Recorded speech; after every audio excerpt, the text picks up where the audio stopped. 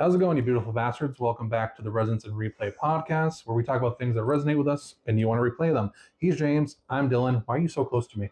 Well, yeah, it's kind of weird. We have an empty spot over there. I mean, if you want a foot massage, I mean, you just had to tell me. I mean, we're also in a new place. Sort of. I mean, yeah. Same place. It looks a lot like episode 1, but I'm actually not fading out of existence. That's true. That is very true. Yeah. But there's a very special reason why there's an empty spot. Yeah? What is it? Get your ass over here, sir. Dropping his mic. The chaos. How you doing? Hold your applause. Hold your applause. Welcome, Evan, to the podcast. Our first guest on episode 10. Oh, what's up? This is so embarrassing, actually. He broke the new microphone, and we're not even 60 seconds in. It's not broken. It doesn't look like What's up, guys? You're going to edit all that out, right? Nope. Okay. Nope. We're going to zoom in on it. I don't want to die right now. Life is great. Happy to be here, guys. I'm sure you guys have seen me the comment sections. Yeah. A lot. Yeah, for sure. Absolutely. You want to call it your tag or handle or anything? No, actually, I don't do anything. Oh, okay. I don't do anything. He's like, leave me alone. No, dude, they'll see it because you guys will have a couple episodes where there's like one segment where like one of you inevitably will say something that triggers me. And then you guys just went balls to the wall a couple episodes ago. Okay. And just made that episode was made in a lab to piss me off. Like, you guys Mission found successful. every nerve and you didn't tap dance on. You river danced from here to high water, getting me angry. So I'm here to provide some sense today. Thanks for bringing me here. I don't know if that's Absolutely. going to happen. That's going to happen. Absolutely. Glad to have you. I'm going to set you guys straight today, man, because oh my goodness. It's episode 10. Yeah. We've had double digits. Yeah. That's exciting. A lot of podcasts don't make it to 10, by the way. That's true. Like, genuinely speaking, you guys are in the top like 10% of podcasts like ever created. So, My God, we're successful. Where's our millions of dollars? oh, okay. See, there now you got to get to the 0.01%. Yeah, the that make money. But no, just a lot of people, they make a podcast. It's like 5-6 episodes. They're not getting the hits they want, the comments they want. They're like, oh, this is dumb. We're going to stop. Mm-hmm. It takes years to build. So, you know, you guys are starting at the basement. You don't build a house in a day. Fair point. Depends. Are you homeless? Well, when you're homeless, everything can be a house. Exactly. So you can build one a day. Such wisdom. See, this is why I be in the comments I'm so angry, because they'll do things like this. Mm-hmm. Good luck. You're going to need it. Okay. Well, you know, I needed it when I dropped the microphone on the walk-in. Appreciate it. Let's just hope it's not broken. Oh, I mean, the lights are The on. lights are on. But is anybody home? would you be mad if I said I was muted? This past episode? Oh, don't We'd have to start over. I'm, But I'm no, I triggered. Can we see start over? No. I'm triggered how I was muted for 2 hours of my live stream of RE9. That just triggered me so hard. Rookie mistake. Shut up. You're welcome, by the That's why way. you Yeah, gotta- I know. You're the one that saved me. That's why you gotta have it on your phone to the side, so you can just like turn the volume up. Like, oh yeah, I'm here. Well, I have it on my screen. I'm like, all right, Plus, everything's good. you always have like one viewer. Hour and a half later, yeah, it's me on my other monitor. He just goes, bro, you're muted. I'm like, fuck. Hopefully you didn't miss anything important. No, not at all. You won't make that mistake again. Probably not. Yeah, it's like one of those things. You do it once and you'll never do it again. That's how. We all Yeah. gotta do it once. Mm-hmm. Forget to clock in and you miss pay. You never forget to clock Oh, in. dude, again, I remember publishing a book once, and I didn't publish the final draft of the book. I published like the edits I made. So like the comments were just like, "Hey, maybe move this chapter a page behind." And then I looked at it, I was horrified. I'm like, "Oh my god!" Took that down quick. Anyway, Damn. welcome. Yeah. Yes, welcome indeed. So What are we doing today? Well, we got a few things. I think that Evan wanted to set us straight on a couple of things. So maybe we'll start there. But Oh yeah, something about roasting our asses. Yeah, no. Because first and foremost, I have respect for the people on their platform. But with that said, Dylan, Yes, sir. your disrespect of mobile games has to stop. It gotta stop. I didn't know that's where you were going to start. No. We gotta work our way into it. Oh, If I just okay. dive in, I'll talk for 3 hours, and they're like, "Oh, here's the actual segment we're gonna talk about." No, you gotta stop. All right, I will never stop. just you gotta stop. never. Understood? Thank you so much.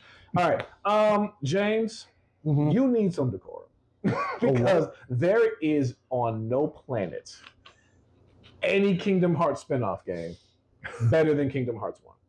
Spin-off is the Spin-off. wrong word. Yeah, that is the wrong word because all of them are Somehow canon. unfortunately canon content, and all those games are terrible. They're not.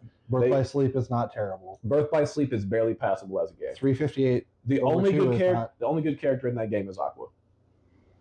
Terra is boring. I don't like Terra. Yeah. Ventus is only good because he looks like Roxas.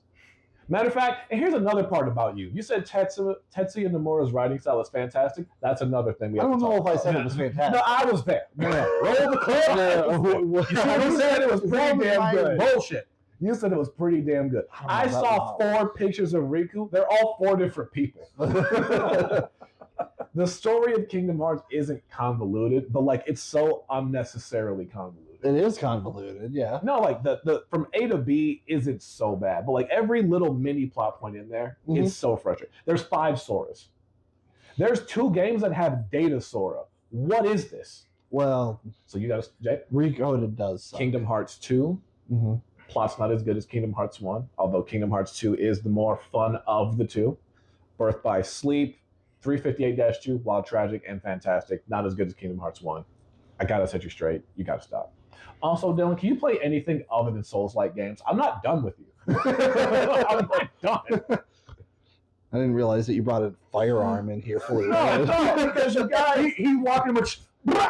Yeah. Okay. You're lucky it's not Black History Month. I'm gonna let that one We slide. did skip that by a week. Rude boys. Yep, Dylan. I swear by the old gods and the new. Can you play something other than a Souls-like You game? play I just played Resident Resident Evil. Evil. Or horror games? I just put. Oh wait, Silent Hill is a horror I will game. rub. I will rub your feet. Yeah, if but you before play a that, oh wait, turn-based that was battle Resident Evil game. 2. If you play again as turn-based battling, I'll just rub your feet, please. Expand your horizons. Right, your Expedition 33 is my next playthrough. I will still not rub your feet. But you already played it. Shut your mouth. You already played it. I have a list of games that I'm That's going to not replay. I'm not everything I play is not going to be new, Is it All because they resonate with you? and I love replaying them. This is great. You signed up for this. I did. You agreed to this, sir. Cool. You signed the contract. He did. Well, He is I think not you paid never to be signed here up. just to verify Oh, he's yeah, not paid that's to right. be here. Yeah, he I never wanted to signed give you up. my free run take. Oh, yeah. And then we can actually get into what we're here to talk about. Okay, yeah, no, you better be careful about this one. James, we Mostly can go for outside. him. I have no take. Go outside. It's not that serious. I live here. You can go outside. Episode individually, Uh-huh. I thought Freedom was good. Okay. Episode to episode over the course of the whole 30 episode season, I 28. did not think was very good. 28. Didn't think it was good at all. I actually found myself pretty bored watching a bunch of these episodes. It was a bunch of Frieren walking around with these 2 children, Uh-huh. one of which I think is a extremely annoying character, Uh-huh. and just talking about the history of magic. Roll credits. But it's not the history of magic. It's her reliving her journey with the heroes party. Yeah, there we go. It's not about magic. Yeah, there we go. It's about the Mhm. heroes party. Yeah, I'm sure. Did he even watch it? It was enough to put me to sleep every time. Bro, he complained the entire time. It was awful. Every episode was, I remember when Himmel the But- hero. All right, so you're gonna hate this. I have Freeren in my top 3 anime all time. All time. That is incredible. Yep. Nothing happened. It's definitely like top 15 for sure. Nothing happened in Fear in season 1. They Tons of walked things happened. around. She flashed back to Buns. They talked about the history of magic, and that was kind of it. I see, and I thought that coming from somebody who has like an appreciation for like elven high fantasy lore and Oh, things like that, 1000%. I thought that you would have enjoyed like this humanizing of a character who thought time was basically just another commonplace, right? Like it's all about humanizing her and her relationships because time is valuable, and she starts to pick up that as she builds relationships and she looks back on her journey with Himmel. Like I said, individual episodes were some well-written stuff. 28 episodes, it definitely put me to sleep. Do you even like slice of life though? Oh, I love Slice of Life. I don't believe you. Did you? Everyday Life with High School Boys is in my top 20. Haikyuu has a lot of Slice of Life moments, and those are Why are you some- looking at me? Haikyuu has a lot Look of at him. Haikyuu, the volleyball She's on anime, the has side. a I lot see of. on it. For those who aren't aware, my wife is off screen. Yeah, You could have yeah. brought that up. We're gonna. That's fine. No.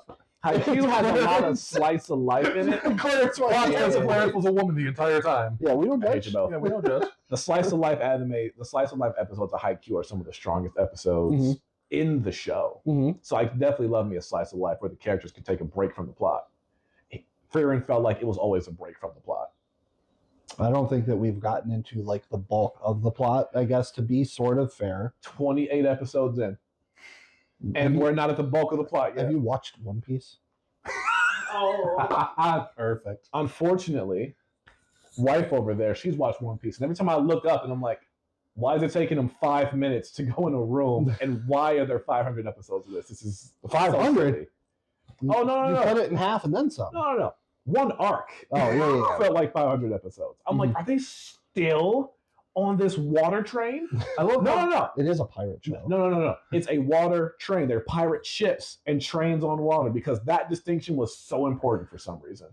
I love can't how do it. recently they're like either like, oh, part 1 of One Piece or season 1 of One Piece. Like part 1, we're 1,200 in. You know, I'll watch the remake just to see if I'm missing anything, but otherwise, no. I plan on doing that just to see if it can capture me in a little bit more aggressive pacing. I'll give it a shot. I know you're off camera, but how many episodes are you in? Almost 500. Almost 500 for those who couldn't hear. 489. When does it Goodness get good? Respectfully. I just enjoy binging. Yeah. I don't mind it. I don't like the extra fillers that Mhm. they have in the filler episodes. The extra filler in the filler extra episodes. filler in the filler You finished In other words, Naruto. stuff that didn't need to be there. Yeah, Naruto had entire filler arcs, and you were like, "It's fun adventure." That's why I nuts. made my face. I'm like, but they're, I don't know, I'm having fun. For future editing, James, you might have to subtitle her because I don't know if these will pick her up or I not. have no idea if that's going to happen or not. Okay. It'll be fine. He'll be editing this at 4 a.m. again. Yeah. But anyway, that's all I have for you guys. That's it? Yeah, no, I can leave now. All right, I'll leave as embarrassing as I entered. All right, well, that was episode 10, y'all. Take care. No. That was just the only bit of setting straight I had to do here. All right, Just well, because I just wanted to talk to James about Frieren. We talked off screen about my Jujutsu Kaisen take, about how it's very entertaining, but also it's not as good as any of the other shows that came around it. It's not beating My Hero. It's not beating Demon Slayer. It's not beating Chainsaw Man. It's not beating Haikyuu. It's not beating Blue Lock. I Like, haven't watched Blue Lock yet. I don't think you would enjoy it. It's very edgy. Edgy. Yes, it is. But sometimes the edginess just kind of works for the story it's trying to tell. Okay. Like, I don't know how else to describe it to you. But no, I think Jujutsu Kaisen as a whole just isn't very good. Mm. It is fun to look at. Did you watch any of Hell's Paradise? No, actually. Okay. It's interesting. I don't know if it'd be like your favorite or not. There's not that much of it out. There was season 1 was 12 episodes. Season 2 is airing right now. So there's not a ton. Interesting concept. Definitely dark. Okay. I think I caught myself on a bit of an anime break right now. I haven't watched anything since the start of the year. There has been a ton of anime that's come out since the start too. Yeah, sometimes you just take Every a break. season there is. Yeah, but there's good stuff that's Yeah, I was come about to say, worth the time. Yeah, no, I just haven't gotten to it. Top of the year, started off with a Baldur's Gate character, and then I said, okay, let me finish Kingdom Hearts 2.5, and then as I got about halfway through there, I'm sorry. As soon as I'm you said, currently in a leaf green. Like, you have to pry the switch out of my hands because I'm in leaf green right now. I don't mean to interrupt, but as soon as you said Baldur's Gate character, I just looked at your wife. She's like, I have so many characters in my head, I just know I won't have time for I have no room to talk I'm a about my role-play Elden Ring junkie. characters. Yeah, So- I'm a roleplay junkie, dude. I love it. Anyway. See, and that was definitely one of my picks. If I had to guess, like we're gonna play the game of guessing, that was one of my guesses. For me, Mhm. Baldur's Gate? Mhm. Oh, it's up there. It's up there. Well, because we recommend an idea of like, oh, try to guess like at least like 3 of the games in the top lists. I'm like, no, my brain power is not Like, that no, good. jokes aside, I feel like I could get yours. Pretty I'm the well. easiest of the 3, so Yeah, I'm no, like, this that's- is not a fair advantage. James Yeah, is gonna be pretty difficult. I But don't I think feel so. no, I feel like if I just Look gave- around. okay, Well, Oh, mine goes back. my Mine God, goes- it's such a giant sample size. With that said, actually, I feel like if I just shouted 2 completely random games, I think I could get one right. Well, you might be able to. I'm sorry, I mean just I'm talking shooting a full court 3. I'm talking from the parking lot. I'm talking to Steph Curry, 2 counties away shooting it. No, you can't say that anymore. You got to say Caitlin Clark. Okay. All right. So Since we're teasing good to about bring it, you here. since we're already teasing about it, grab that whiteboard, my good sir. Why couldn't It's it be more than likely the title of the episode too. Why couldn't it be a blackboard? You guys hate black people. Motherfucker. Because I didn't want chalk and then hear somebody here. Because one of us would have been a psychopath. Can't wait to hear what that sounds like to that. Oh, Psychopaths is a fantastic anime. Anyway, So we're gonna be going over all three each. I can't talk tonight. You do it. Okay, we're going to go through our top 10 list. Yeah. Video games all time. To clarify, you got that part. I can take that over, Captain. To clarify, That's that's gonna sound awful. That's gonna sound, I didn't realize I hit the mic. can we start over? No, let's go far gone. Fuck it, we're doing it live. The whole problem. The whole episode? Oh, okay. To clarify, each top 10 personal favorite games, not objectively best games, not best games of all time, just our personal favorites, Mm-hmm. which we don't care if you don't agree with. It's our it's our opinion. Go fuck yourselves. Hey, gaming should be fun. Yeah. The older I get, the more I realize. Even if you're a mobile gamer. 1,000%. Thank you. No. Get out. There's going to be a point. I live here. I don't care. Get out. Get out of here. What I wanted to bring up, and I'm not sure it was going to come up, so I'm going to say it now, is that the older I get, the more I realize games should just be fun. There are a lot of games that I don't care if I'm good at the game. Mhm. I just want to have a good time playing this game. Mhm. And I think a lot more people should be like that. Like, you'll see me playing like FIFA or Madden. I just want to have fun building a team. I don't want to sit here and just like be up against the top 20 Madden players in the world. I'm not there for that. I was about to say, how's your leg doing from FIFA stress? Oh, no, I haven't played in a while. My knee hurts also. Why do you ask? Should I go to the doctor? No, man, like people will sit there and be like, oh, try this broken build in this game. I don't want to do that.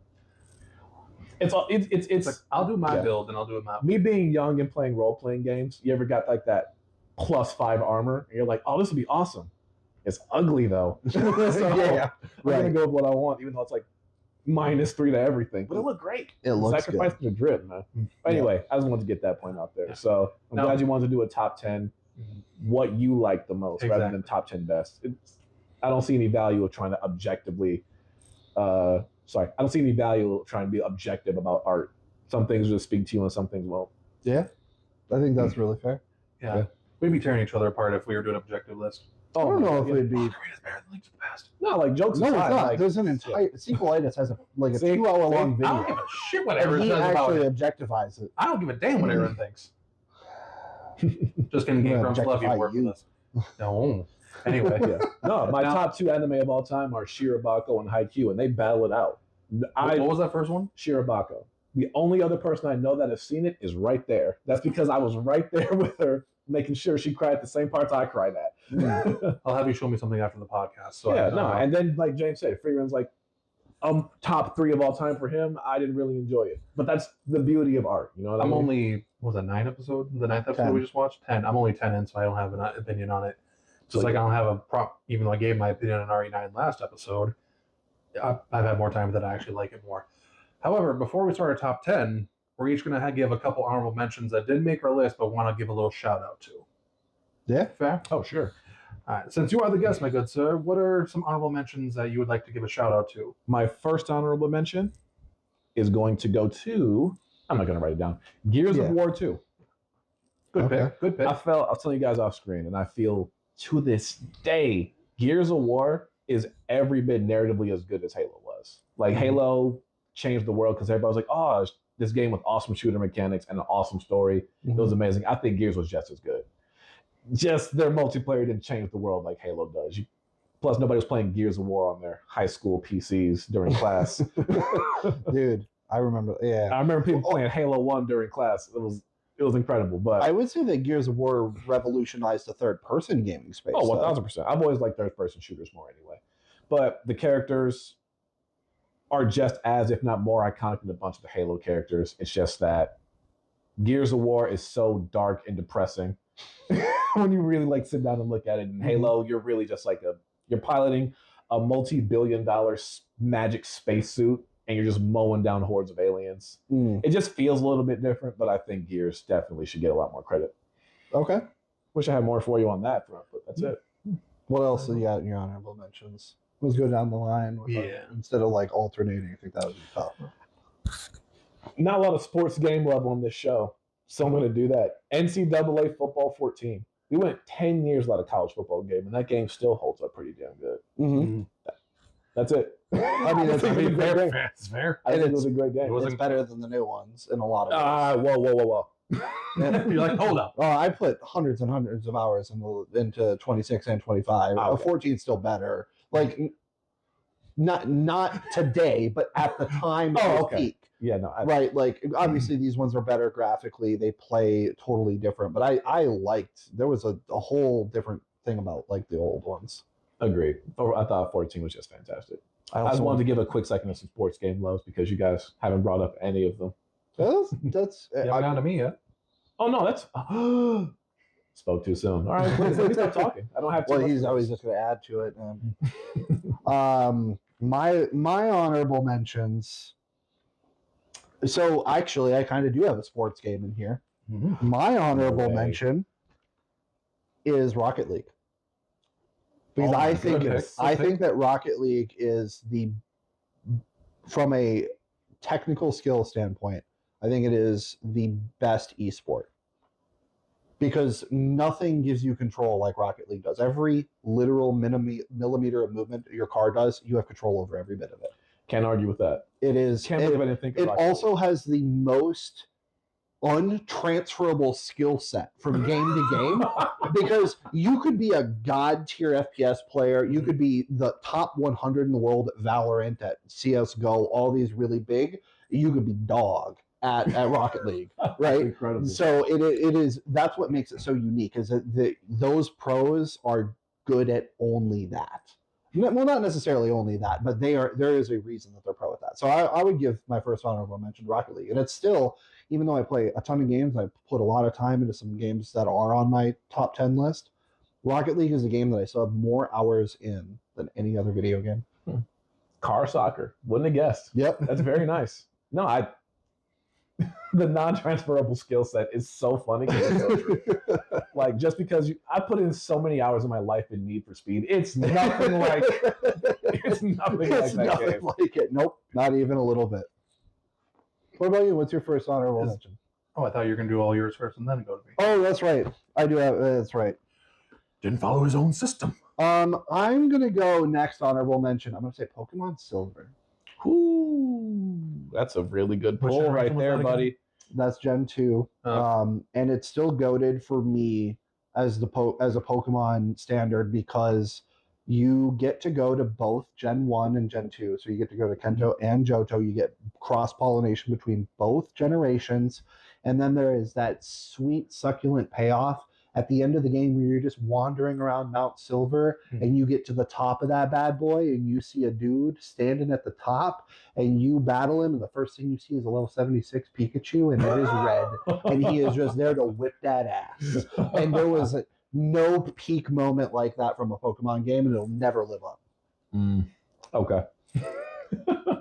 That and Lugia is like one of my favorite legendaries. Great character in the movie. Lugia is a top 3. Great character in the movie. It's got a really pretty song. I'm gonna be honest. I kind of like when Pokemon talk.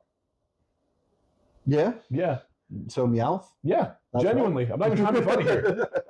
Like I think we should have got more Pokemon actually as characters with personality instead of just these creatures that just kind of say their name or are named after the only thing they can say, whichever. But genuinely, like, I enjoy the Team Rocket stuff just as much as I enjoy Ash, Misty, and Brock going off and gallivanting. Okay. Yeah, I every episode I want to be like, how are they going to blast off again this time? Yeah, like it's definitely written for kids that they're obsessed over this one particular Pikachu.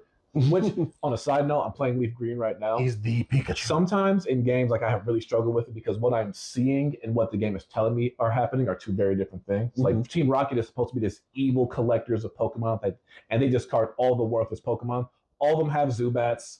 All of them have Rattatas. Yeah. All of them have the most normal-ish Pokemon ever. So when the game tells me they're super evil, man, they want all rare Pokemon. I'm like, I've never seen you with the Charmander. That's true. Well, that's all. Outside of like the elite ones who do end up having some better Pokemon, but they do some dark shit in the series. Oh no, 100%. I mean, in the Johto region, I mean, they're literally like carving up slowpokes and cutting their tails off to sell them on the black market. Yeah, no, That's literally what they're doing. It's a children's game. I understand they gotta dial it back a little bit, but no, I remember going into Lavender Town, and I'm gonna keep this brief so Dillon can talk. I remember going into Lavender Town, and Shorty was like, "Yeah, man, my Pokemon got killed by Team Rocket." Me as a kid on the Game Boy Color, I'm like, "They did what?"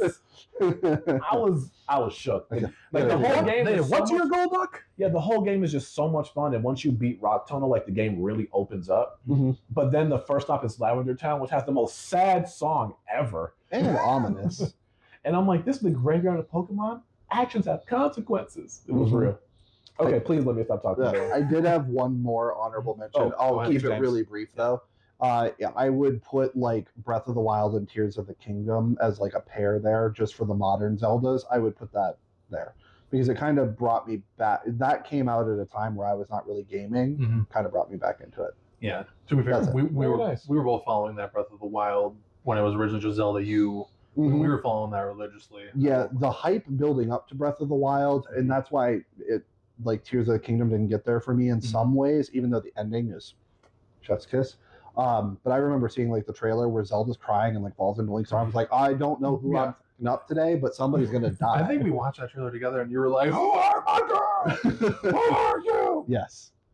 But anyway, what are your honorable? So mine, I'm just gonna keep it short and sweet because mine aren't necessarily like these are fantastic games or whatever. Like these are more nostalgia picks for me, more like core memories and all that. First one's Gran Turismo 2 on the PS1. Oh, my fantastic goodness, what a racing game. pull. But mostly because that was the first game my father and I sat down and played together. So it just builds that. It just has a core attachment to that game specifically. Fantastic racing I just game. realized I'm the only one on the couch without a dad. Oh, okay. That's the end of the episode, guys. There's no possible way I can continue after that. Yeah, I can't. I'm sorry. Now we have all the episode over. So my second pick is the game version of Lord of the Rings: Return of the King. Spoilers. Second game my dad and I played together. You like your dad? Yeah. Hey, he's great. Shout out to my dad. But no, the Lord of the Rings: Return of the King like video game that is associated with the movie was just a fun adventure like hack and slash. You still level up the characters. You go through moments from the movie. You fight Shelob the Spider. You fight Gollum in Mount Doom. It's still a fan. It holds up to this day, in my opinion. And Gran Turismo 2 still holds up as well. Like some of the cars in that game. Oh, We're gonna talk about this later. But like, I do miss racing games. Yeah, I'm not the biggest racing guy, but I remember like that was the first racing game I fell in love with. Yeah, like I feel like racing games now are like pretty much just Forza, and they're these giant, beautiful by the way, these just big open. Yeah. But they exist just to be pretty and look at the Yeah, I miss the arcadeness of the Gran Turismo, Need for Speed, Burnouts. Like I miss just they're not long games or deep games. It's have fun with these cars, bro. I miss those. Yeah. And my final honorable mention is a two-piece. I was a huge wrestling nerd when I was younger. SmackDown vs. Raw 2006, 2007. The peak of wrestling video games. No shade against No Mercy, Nintendo 64, WrestleMania 2000, that era. The SmackDown vs. Raw 06, 07 are my wrestling games. I literally got SmackDown vs. Raw 07 on my 360 right now. That's the only game that I play on my 360. Everything else I don't even touch because I don't have my Series X hooked up. But yeah, those four games are like my peak. Like they're not top 10, but I need to talk about because they are important to my life. Those are some great games. That's They awesome. are all great games. Funny enough, I think SmackDown vs. Raw 07, which is considered the best wrestling game of all time, was the only one I've ever played.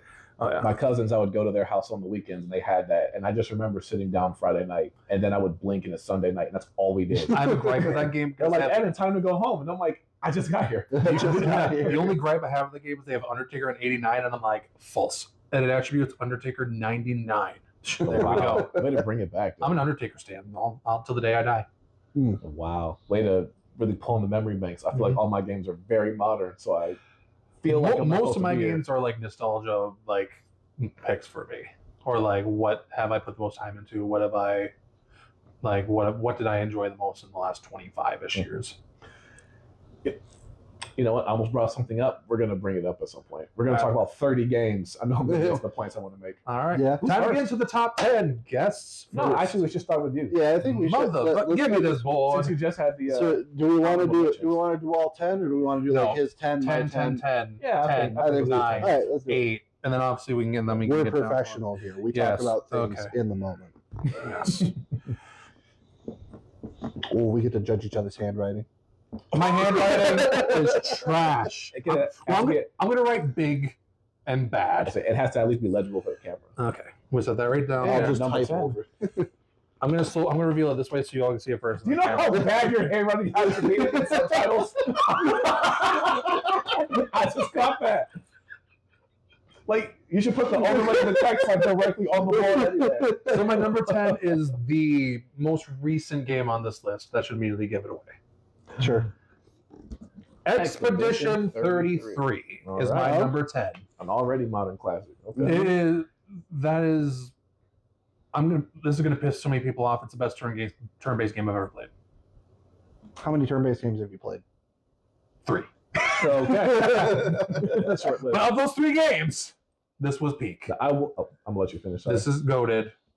The story is fantastic. The character development is incredible. The story goes. I did not expect the story to go where it went. Mm-hmm. They developed it well. There are some moments where it's like, could have been done a little bit better, but I fell in love with these characters.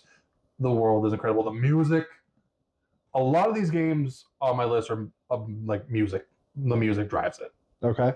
This is one of those where the music is just incredible and does it in for me. Mm-hmm. You need to play this game. Oh, 1,000%. You haven't played? Not yet. It's on the list. Oh my god. But yeah, Oh Expedition my god. 33. Did you watch our episode then where we deep dove it or no? Oh, Or did you watched, tune out? I watched that. Oh, so you got the spoilers. If he's like me, he can listen to spoilers, watch it later, and not remember the spoilers. On a slight note, like there's a lot of stories I've seen that are spoiled. The plot point, me knowing it, isn't necessarily a deal breaker. It's like, how did you get there? Like, if the journey's good, the destination, I can already know where we're going. It's fine with me. Okay, gotcha. My entire top 10, I started recommend home people with that. play whatever if understand you haven't played them. I'm going to say that out loud. But yeah, Expedition 33 is my number 10. Very nice. Very nice. While James is writing his 10th one down, I do want to commend you for trying turn-based games. Because there are some people that just flat out will not do it. The funny thing is, the very first one I played was like 2004, Lord of the Rings: The Third Age. Mm-hmm. It was a turn-based Lord of the Rings game. Fucking loved it so much. You can say you didn't play it. I know you probably haven't touched it. It's Lord of the Rings. I actually, since I've been a lot more into fantasy in the past couple of years, I do want to watch Lord of the Rings again. I remember watching it with Ashley when we first started dating, and like I was super into an anime mode at the time. Like I just wasn't meeting the media where it was at. I was like, why is this 3.5 hours? Why is Gandalf giving a quest again? He did this 2 movies ago. Don't you shit on Gandalf. Anyway. All right, You shall James. not pass. What is your All number you- 10, my good sir? My number 10, Life is Strange. Oh, good Okay. pick, The original good Life pick. is You Strange. tell. So it is, if you've never played, it is it's similar to like the Telltale, Walking Dead, etc., where it's very decision based, not based on gameplay. It's all about the story and the decisions. Mhm. It's about a girl named Max Caulfield and her friend Chloe. There is a traumatic event that happens, and she realizes she has the ability to short-term rewind things. And so Ooh, okay. throughout the game, your decisions are based on something happened. I can rewind and maybe do something different, but then you also have limitations implemented on you at times that are inconvenient. So you can't just infinitely do certain things. And I thought it was just a really, really good story. Like, really connected with me. Love the characters, love the music. Genuinely love that series. So I'm literally in the final chapter of Life is Strange True Colors right now. I'll finish it probably this weekend. So really love that series. There's a new one coming out, and I'm super excited. So Oh, hell yeah. I've Yeah. seen it on Game Pass a Fantastic couple times. I'll watch it. yeah. I'll play it, I should say. Well, and it's a good watch even if you can't get around to playing it because it is so based on the decisions and stuff. I mean, the whole thing is maybe 10 hours. 2 hours per chapter is a really good average. And there's typically 4 to 5 chapters.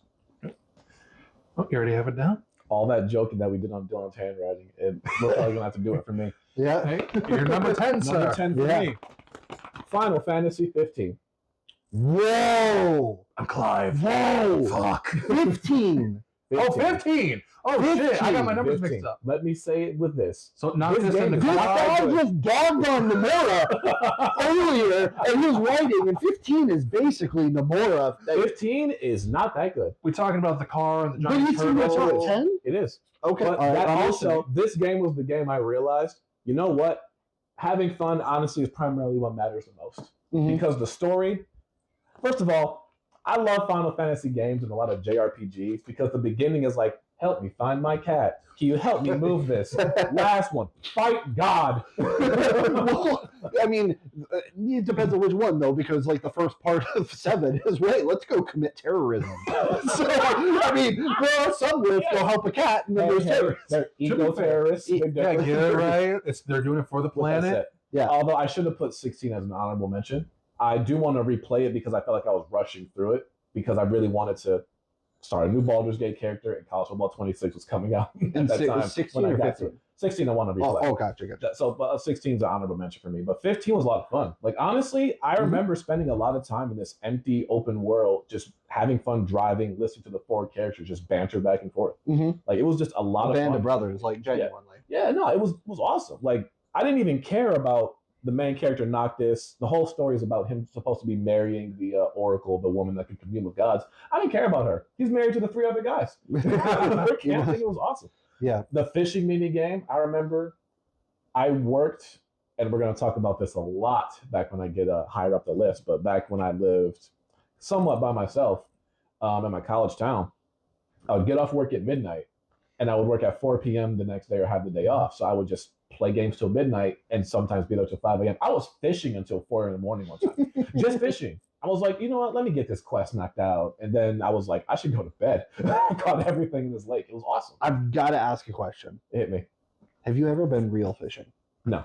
Wait, Oh. yes. I was gonna say we got to get Lucas to get like I miss fishing from time to time, but Yeah. So it's really interesting because I don't have a spoiler. I don't have 15 on my list, but I did love 15. It's just a lot of people don't like 15 no, for whatever reason. because genuinely the plot is all over the place. It is definitely all over the No, place. but it was also stuck in development hell. Like there are some moments in there where you're having like an insanely fun boss fight, even though the combat is pretty limited. It's just hold the dodge button, hold the attack button. But like everything else about the game, it's beautiful. The music's beautiful. I love the characters. The ending is okay, but I couldn't explain why I just enjoyed it so much, which is why I had to put it in my top 10. That Okay. just unlocked the memory of me giving you my copy of the game because I was like, you know what, Evan will enjoy this much more than me, and I was like, hey, you want those? You're like, are you fucking kidding me? Yeah, no, I think I met you I after was one at of the your shifts. grocery store and you just said, hey, no, mid-shift, Yeah, I'm putting up cans of green beans, and you're like, hey, here's this game that's gonna change your life. So remember, I'm like, I remember you talking about, you're like, I really want it, and I'm like, nah, it's not my thing. So I was like, let me give it to some people who actually enjoy it. Well, and I Too don't good to me. like I don't Not want saying to it's a jump bad into it too game. much because we have so much more to go through. But Mhm. 15, there was so much that like I remember. Chapter 9 specifically, going to Alticia. Oh, that The- city's beautiful. It's gorgeous, and then the boss fight there with Leviathan Oh, was so epic. Especially at the time, it felt like holy. Yeah. Like this is next gen. I think that was my first time looking at a game saying this feels next gen. yeah, no, because you actually 2016 was that year where it was like, holy fuck. Yeah, no, you're look at actually these fighting games. gods in that game, and they give you the good cinematic of, hey, you're not just fighting some dude off the street. Yeah. Do you want to go to Dillon for the number 9 one, or do you want to No, go? I think to 9 we do this whole number. I Okay. think that's it. All right. That But works. yeah, no, 15, it's worth the playthrough. I need to read the book because the book has the alternate ending that they were going to adapt to DLC, and I'm just curious to see. You know what it is. 15 would make a top 10 list of? Hmm. Top 10 game reveals. Like how it was Oh, originally like sure. verse 13, then boom, there's like boom, 15. I can get the cap off of this. We were watching E3 that year together, and you were like, holy shit. When they had officially re-revealed Yeah, it as 15. like, yeah, yes. that. Because that was reveal. when they announced Kingdom Hearts 3. It was the next tidbit Yeah. from Nomura. Yeah, because we were at one of your family members' house for the time. Yeah, my aunt and And uncle. yeah, we were house sitting, and we watched that, and then Sora popped up. He was like, I'm like, calm your tits. Let's not get excited. More stuff was happening. I'm like, let's not get excited. Sorry. I'm sorry to future James. Do y'all have HR? He is HR. He gets a decor, man. I'm HR, LP. Yeah, he is editing. everything. I just show up and have a good time. All right, number 9. Number 9. Number 9. Evan's number 9. Need for Speed Most Wanted. Ooh. I didn't want to go too much into racing games. How did I forget about Need for Speed? Listen, Need for Speed was going crazy for a while back in the childhood. Mm-hmm. And to have Most Wanted be the first game where there were cop chases, some of those were intense. I mean, that had my heart racing as a wee lad. It was some awesome stuff. Like, the plots for a lot of these games weren't deep. They didn't need to be. But while I was telling you earlier about the arcadeness of a lot of racing games, like why Forza doesn't really work for me sometimes is because you can just put the game in and in like 25 minutes, you're like, hey, do you want a top-end Mercedes-Benz? This game's going to give you a Honda and say, figure it out. Figure it out. It does really feel good. And this, and then kind of extension Need for Speed Carbon, I'm thinking of, with the drifting system against bosses. Like, you start off at the bottom with a Honda, and then you really feel a good progression of not only am I getting better cars, I'm being a better driver. Because you do need a bit of skill to actually get the most out of your cars in the game. And if you just want to free roam, you can just do that. Like, it's a game where you can just really let your imagination kind of just fill in the gaps. And a lot of the games I have on my list, I fill in the gaps with my imagination. But Need for Speed Most Wanted was fantastic. Car chases with cops could take anywhere between 5 minutes to 52 minutes. And I remember that 52 specifically because it was COVID. And me and my wife, she was like, hey, we're going to go to a restaurant and we're going to eat our food in the car. And I'm like, babe, after this car chase, I got you. 30 minutes later, she's staring daggers into me. And I'm like, babe, I can't get this car impounded. You don't understand. And no respect for your time, by the way. I have things to do. But no, it was just a fun game. That's all. I've never played most of the Need for Speeds. I think Most Wanted is the only one. Oh, I should probably hand you that marker chip. All right, my number 9. I'm going to have to abbreviate because there's just not enough room for the whole title. Yeah, that's a good pick. I don't know why I forgot about Need for Speed. It's a good franchise. I think it's because, unfortunately, the last few have just not been. Yeah. Yeah, no. What I'm realizing is a lot of those games were just cult classics. They were cheaply made. They weren't expected to make, not cheaply as in terrible, but they weren't designed to like, appeal to massive billions of people and make billions of dollars. It was just people who like it are going to play this game forever. And we need to get back to that, man. All right. I'm tired of every game being live service. Number 9. One with God of War Ragnarok. Oh. Yeah. Great pull. Yes, which I thought might get a little bit of an odd feeling from him anyway, because he doesn't feel any urge to go back and replay it right now. But really, I'm more excited for the Greek trilogy remake. Yeah, I thought that Ragnarok did everything that God of War 2018 did, but better. The cinematics were just as good. The storytelling was great. The boss fights were so good. I genuinely just loved my time with God of War Ragnarok. I thought it was just a really good story. The combat was so fleshed out. Being able to switch between, the axe, the blades, and then the spear that they added, and that I thought the Atreus sections were still fun. I know that's a less than popular pick because of that, but I thought that it was well placed. I liked the stuff with Brock and Sindri. The twist with Brock was really was really good. The the twist with Odin and Tyr, and then just it was great all around. I think it's a superb game. So yeah, I put that at number 9. I was tossing back and forth between 2018 and that, but I thought that did everything better. I almost asked you if the other one was on your list. I don't want to spoil it. I'm sorry. No, it's okay. Damn, I wish I had more time to play more games because you guys make me really want to go home and hop on the PlayStation. Yeah. Well, you got married and stuff like that. Fair point. I got 2 kids at home. One really tiny one and one big boy one. Oh, yeah. The gap is vast. All right, number 9 for Dave. My number 9, which would not be a surprise to either one of you, is Dead Space. No, that is a huge surprise to me. How is that a huge surprise? I figured that was going to be top 3.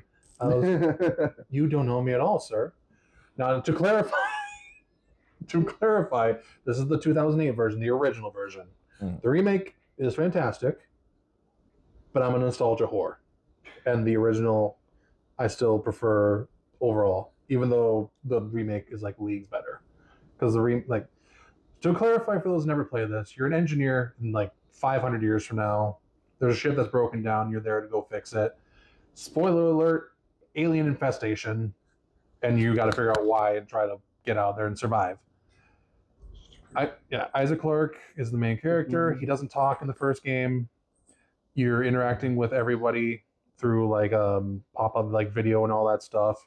Your health bar's on your back, which was, I thought, genius for a horror game. That way you can just be like, oh crap, he's flashing red, heal, health back, I'm dead. Yeah, no, because those games definitely do have a lot that you have to worry about. So keeping the heads-up display as simple as possible is a very underrated thing. And it keeps you immersed. Yeah, and I mentioned it with the first game, like the sound design in this game, like everything is just around you making noise. You're like, is it crawling in the vents? Like, you know that one? No, it's too good. No, that one specific meme. It's in the walls. Are you mentioning walls? That's that game personified. Because you take one step, and you're it's like, where Are is you a it? horror fan? No. Oh, okay. You're not gonna like my list, man. Although with that said, I do enjoy when some games like kind of just like switch genres for a 2nd, where it's like a nice fun game and they're just like, hey, we're going underwater and it's freaky stuff under there. So we're gonna turn into horror for a The worst part about Dead Space is that the second game, fantastic, not as good as the first one. And then EA decided to try and make the third game Call of Duty with aliens, and fuck you, EA. Well, this is demonetized. Are we far enough in? We're far enough in. Can we start over? I'm kidding. No. Take a shot every time Evan says, "Can we start Speaking over?" of like horror, it was weird. When did you play Final Fantasy 15 like early on, or was it like later in its release cycle? Later in its release cycle. So it might have been post fix, but Chapter 13 was basically a horror section. Yeah, I do remember they patched some of it out. You're in the darkness. You're on the road at night. No. The like when you're trying to find Prompto and Gladius and Gladius. Oh yeah. And it's so bad. That was the worst chapter in the game. No, you're right. You're right. But anyway, sorry. So We're up to what, number 8? this is going to be number 8. Number And 8. To clarify before I reveal this, Oh, he has a disclaimer. This is going to shake the table. no, my top 3. I told him my top 3 was locked. 4 through 10, I had to decide, and my decision was what games would I rather play over the other ones if I had no choice. Okay, that makes sense. So my number 8 is Legend of Zelda: Ocarina of Time. I don't know you because I thought that was number 3. You don't know me at all, This fam. is good. I'm going to kick Now- myself. So please. I've talked about this before in the podcast. This is one of 2 games that made me a gamer. Like, this is one of what, if this was objective, this would be in my top 3. If this was objective. We're not objective. This is personal. There's just 7 other games I'd rather play if I had no other choice. But Does that have to do with like it holding up, or? Oh no, it still holds up to this day. Like, of course, there's a lot of people that are like, "Ew, and 64 graphics." You're not a gamer if graphics really bother you that much. Get bent. Are you okay? You're really combative. No, I'm ready for these comments to be heated, so I'm just like, "Fuck y'all, I'll take you all on." But no, it is without a doubt one of the best Legend of Zeldas of all time. It is one of the best games of all time. A lot of people say it is the best game of all time. On my personal list, just right, like, I would say a lot of these games are like what I am right now. This just happens to fall number 8. Okay. Not saying they're bad games if they're low on the list. I mean, Okay. top 10 of all the top 10 personal list. That's still pretty high on the list. Yeah, it's personal. It's not saying like, hey, this game's better than this game because it's a better game. Mm-hmm. I just knew that was going to be the one that probably get some heated people. This one will be interesting For like, yeah. for some Yeah, no. people. That's also not my last Legend of Zelda game on this list. Spoilers. That's so funny because I was actually- looking at Evan to be like, no. I didn't believe. I believe you, but there's actually some games I like grouped together specifically because I'm like, I could put 1, 2, 3 and a spin-off together. So I kind of like, I'll just like loosely keep these together just to save some time. But I did that at Like I said, one my point. top 3's been locked for like 6 years straight at this point. So man, that knows what he we has. talked about in episode 1 of Etchy and Chill back in the day, Oh man. or the reboot of Etchy and Chill. Anyway, What about the reboot? Oh, stop, please. bring it back. Anyway, James is number 8. So my number 8, Destiny 2. All right. There we go. Yep. So This is all of them. Good game. Listen. Good game. good game.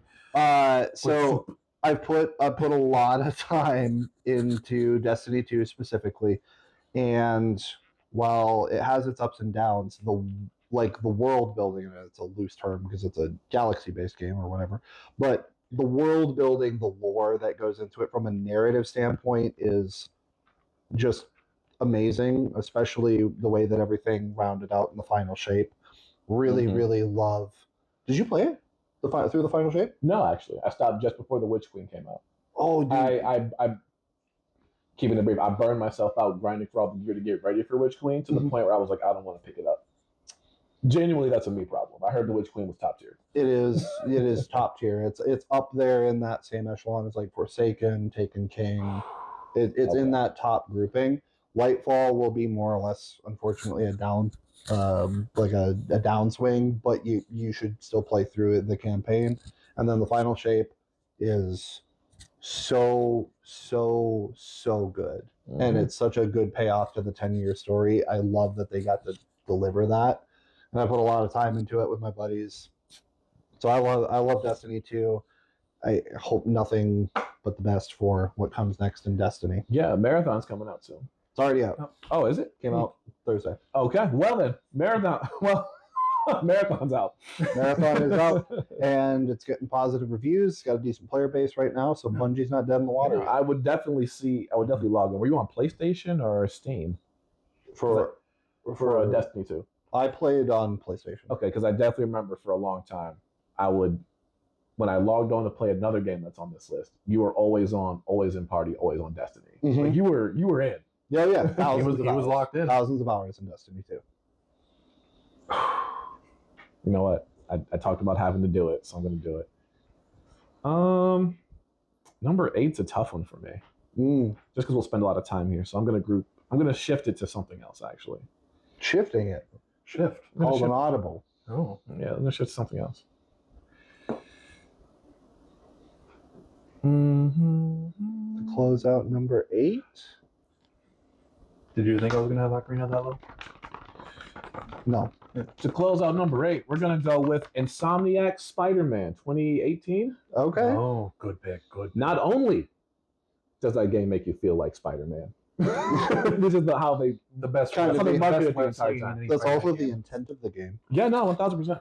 I feel like the web swinging in that's just so much fun just to sit back and forth, even with the second one out. But the biggest thing is with a lot of these superhero games and movies now, we've all seen Superman, we know his story. Spider-Man, we know his story. Wolverine, we know his story. This Spider-Man one was intense and extremely good because you start off as Peter Parker. He's already in the prime of his Spider-Man life. You don't have to do the origin story and see Uncle Ben die. He's like Excellent mid-20s at this design. point. Yeah, he's a grad guy. He's working with Dr. Otto Octavius. And the moment we see Dr. Otto, we know, oh, Doc Ock is going to lose his mind. But like through the game, you progressively see him begin to lose his mind and then become the main villain. And it's way more tragic than I think the movies portray it Proper as. build up instead of just boom, Doc There Ock. we go. Exactly. He didn't just, we're going to get excited anyway. We love Spider-Man. That's why we bought the game. But then like shifting the first half of the game to being, oh my goodness. I forgot what the first half of the game is about. No, it's about, sorry.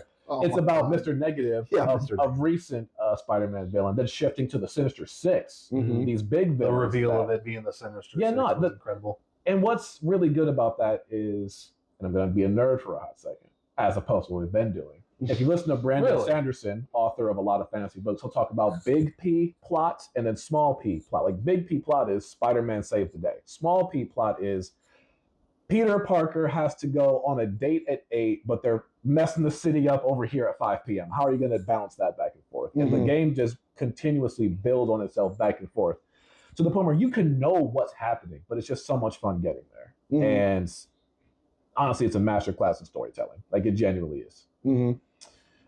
To me, at least. But that's what I got for you guys in number 8. Okay. I don't hate it. I think it's a good pick. 2018 was stacked, man. Oh, that's right. Red Dead Redemption 2. Such a good year for God of games. War 4, Spider-Man. What else was 2018? I mean, do you Those really are like the need big any 3 other of that games? year. But yeah, those were the big ones. Yuri's voice was fantastic. I thought MJ, she wasn't utilized as well as she was in I think the second Spider-Man game, but she was still a very good character. Because one thing I really do hate is that, and this isn't like the women of the game's fault, like a lot of characters show that, particularly in like another show called The Bear. I don't know if you guys have seen it. No, where like they're no. so focused on their life, and then the woman that's trying to bring them into like normalcy is like they're always representative. Sorry. We're going to start that sentence over. Like, the writers always use a woman as the personification of this is what this character's normal life would look like. Mhm. The Bear does it with Claire, Spider-Man does it with MJ. Because on one hand, he's Spider-Man saving the day, always nearly dying. But on the other hand, he can just be a good old boyfriend with MJ. Yeah. So like when she's He can be pulling him Tiger. like, hey, hang the mask up a little bit, it's easy for the reader to hate her because we know what he has to go through as Spider-Man. Mhm. I think it's unfair to characters like that. Yeah. So I really appreciate that they handled like they're having a very adult relationship. Like there's a whole cutscenes in the game of them two just talking. Mm-hmm. Beautiful. You know characters are good when you can just have them talking in rooms. The Stanley Anyway. cameo. I'm not effing with you. The first time I saw that, I cried. Like it's early in the game, and what they're having pizza, and he goes, "You two, I want you two to work out. You always were my favorite." You're my favorite I had to couple. pause. I'm not kidding. That awesome. The third act of that game. When the prisoners escape and you have to figure it out. I think I did that in one sitting. I think I did move. It's like 3 a.m. I'm just like, I gotta keep going. Anyway, man, that game's awesome. It just is, man. I love it so much. Fantastic pick. Yeah. You're, All about, you're about to reveal Number 7? Number 7. One of you is going to be proud of me for this. I just don't know who. Dragon Ball Xenoverse 2. Hey, come on! My guy. I didn't play either of the Xenoverse games, so And I that's have why no take. Yeah, no, you should fix that. What was I forget what Xenoverse 1 was. Budokai Even for though life. Xenoverse 1 was a lot of fun. I think Xenoverse 2 is you're a member of the Time Patrol. You make your own character, and your goal is to keep the Dragon Ball continuity. Mhm. First of all, fantastic decision. it was really good. Yep. And second, just the idea of you making your own Dragon Ball Z character, being there for all the major events of this story that started in the 90s and technically is still going on today. Yep. It's fantastic. The combat of it, I thought was also really fun too, because as much as Dragon Ball is a punch, kick, like you can really shift into, I'm just going fire energy blast all day, really. Like it really respects you as a player. It's a lot of fun. There's no right way to play the game.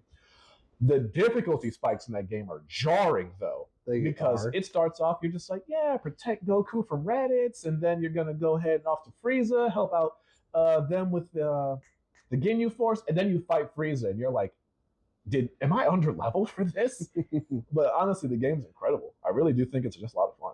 I'll be talking about difficulties. There's not that later. much depth to the game, really, but like just going from like this gigantic story that we all grew up with. Dragon Ball Xenoverse 2 is a real fun way to experience it in a very new take. Like we can only keep remaking Gohan breaks out of the space pod to We Beat Cell to the Majin Buu side. Like it handles it extremely well, and I thought it was a lot of fun. Yeah, the way they interject, like somebody's interfering with the timeline, and so it causes you a reason to be there and experience these events again, as opposed to just playing the canon story. Yeah. It is really good. It's almost, for those that haven't, it's almost like a take on if Dragon Ball Z was a looter in a way, because of like the way that you have to farm certain quests to get certain abilities and stuff like that. Like I remember in Xenoverse 1, you're just playing the canon stories. There's not really interference there. If I remember correctly, you still get to make your own character, whether they're Namekian, human, Saiyan, Majin, etc. But I remember farming to try and get the Super Saiyan ability, because you don't just get it for beating Frieza. At least in Xenoverse 1, you had to actually like farm a specific quest, do a specific thing during the quest, and then it would randomly unlock an event that would happen. Yeah. And then you weren't even guaranteed to get it if you completed the event. So I remember going in there like 75 times to try and get Super Saiyan. You know, it's very unique of a game too. Mhm. Like it's just that uniqueness really helps. Because if you want to learn all the same abilities that all the Z fighters do, like you want to do Spirit Bomb and Kamehameha, go for it. But if you want to make like a character that feels inherently just your own, there are also a bunch of custom moves there too. So it really just drops you as a person into this. I'm not gonna say the world of Dragon Ball is great, but it just drops you into this world that has existed where like you can fit spaceships in the capsules, and the president's a dog, and there's dinosaurs, and you can go on the planet with the slug people. Like it really just drops you in there, and I think it's fantastic. It makes me want that for like Naruto. Bro. Like I would be begging for a Naruto-like game where you just kind of just create your own character, drop you in, have fun. One Piece should have a game like that with as many locations as you've seen. Here's some abilities. You ate this one fruit. Shoo. Have fun. Oh, to be like, write that down. He will never do it. We're 2,000 episodes in, and we haven't had one yet. Anyway, Xenoverse 2 is my number 7. Yeah. What were you gonna say? I was gonna say it's like I didn't play it, but I remember I think the first one came out when I was living with you, and I remember coming back from work one morning, and you were like, "I did it," and I was like, "Did what?" And then you transformed. And I was like, "Oh damn, he's him!" So what's really funny about Xenoverse holds a unique spot in my heart because not only was it just a ton of fun, but I walked into the store that I worked at for 10 years. Well, not the store, but the company I worked for 10 years. I walked in one day to pick up that game, and I talked with the associate, the Zelda fan. You remember him. I talked with him for like 2 hours, and then he's like, "Dude, you get gaming. You need to work here." And I'm like, "No, I don't have time for that." And he's like, No, I'm leaving next week to take over a store. We need to hire somebody. Like, I'm not letting you leave here until you apply." And he forced me to apply, and it single-handedly changed the trajectory of my entire life. Wow. Because I wouldn't have done it.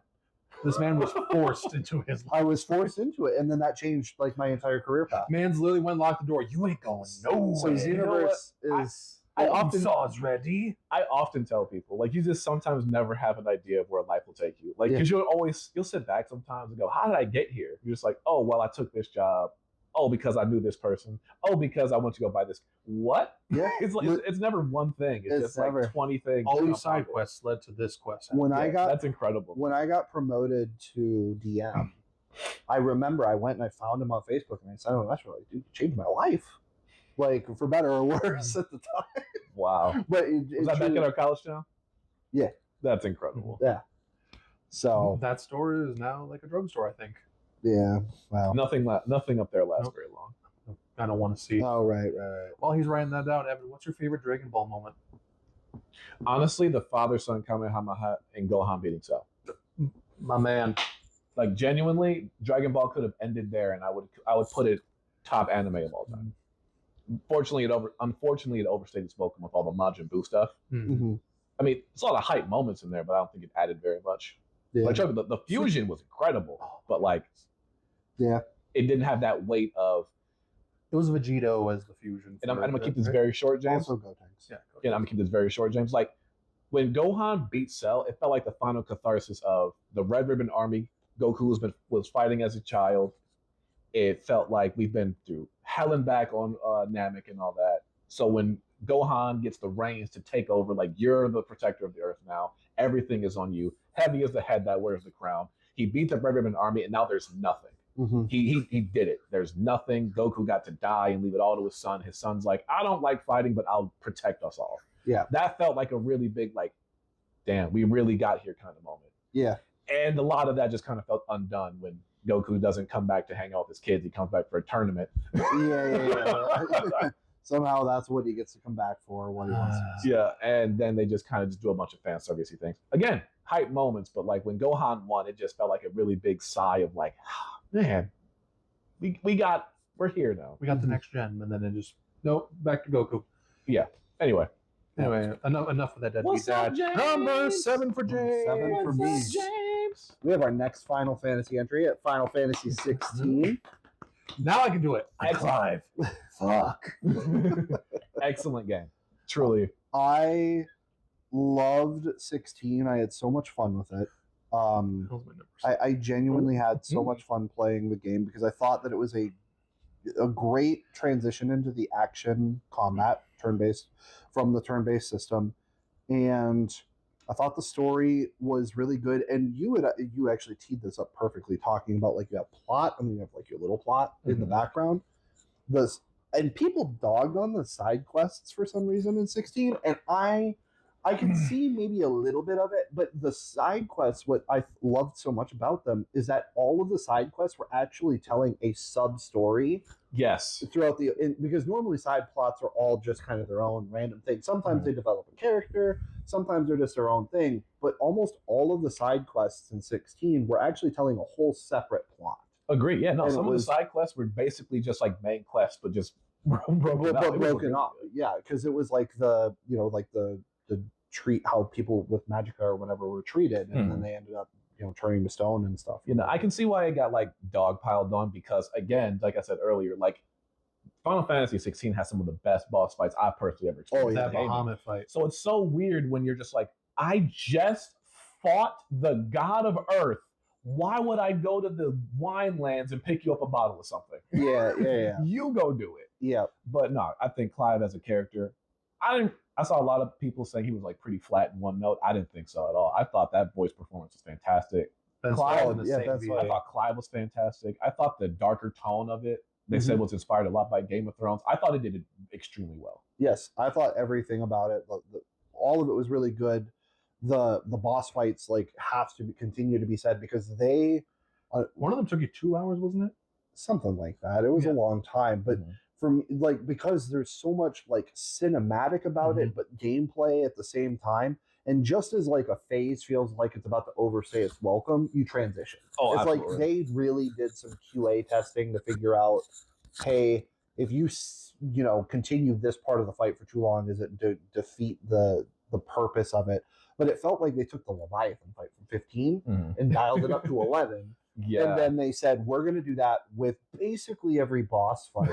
And we're going to make it cinematic as hell.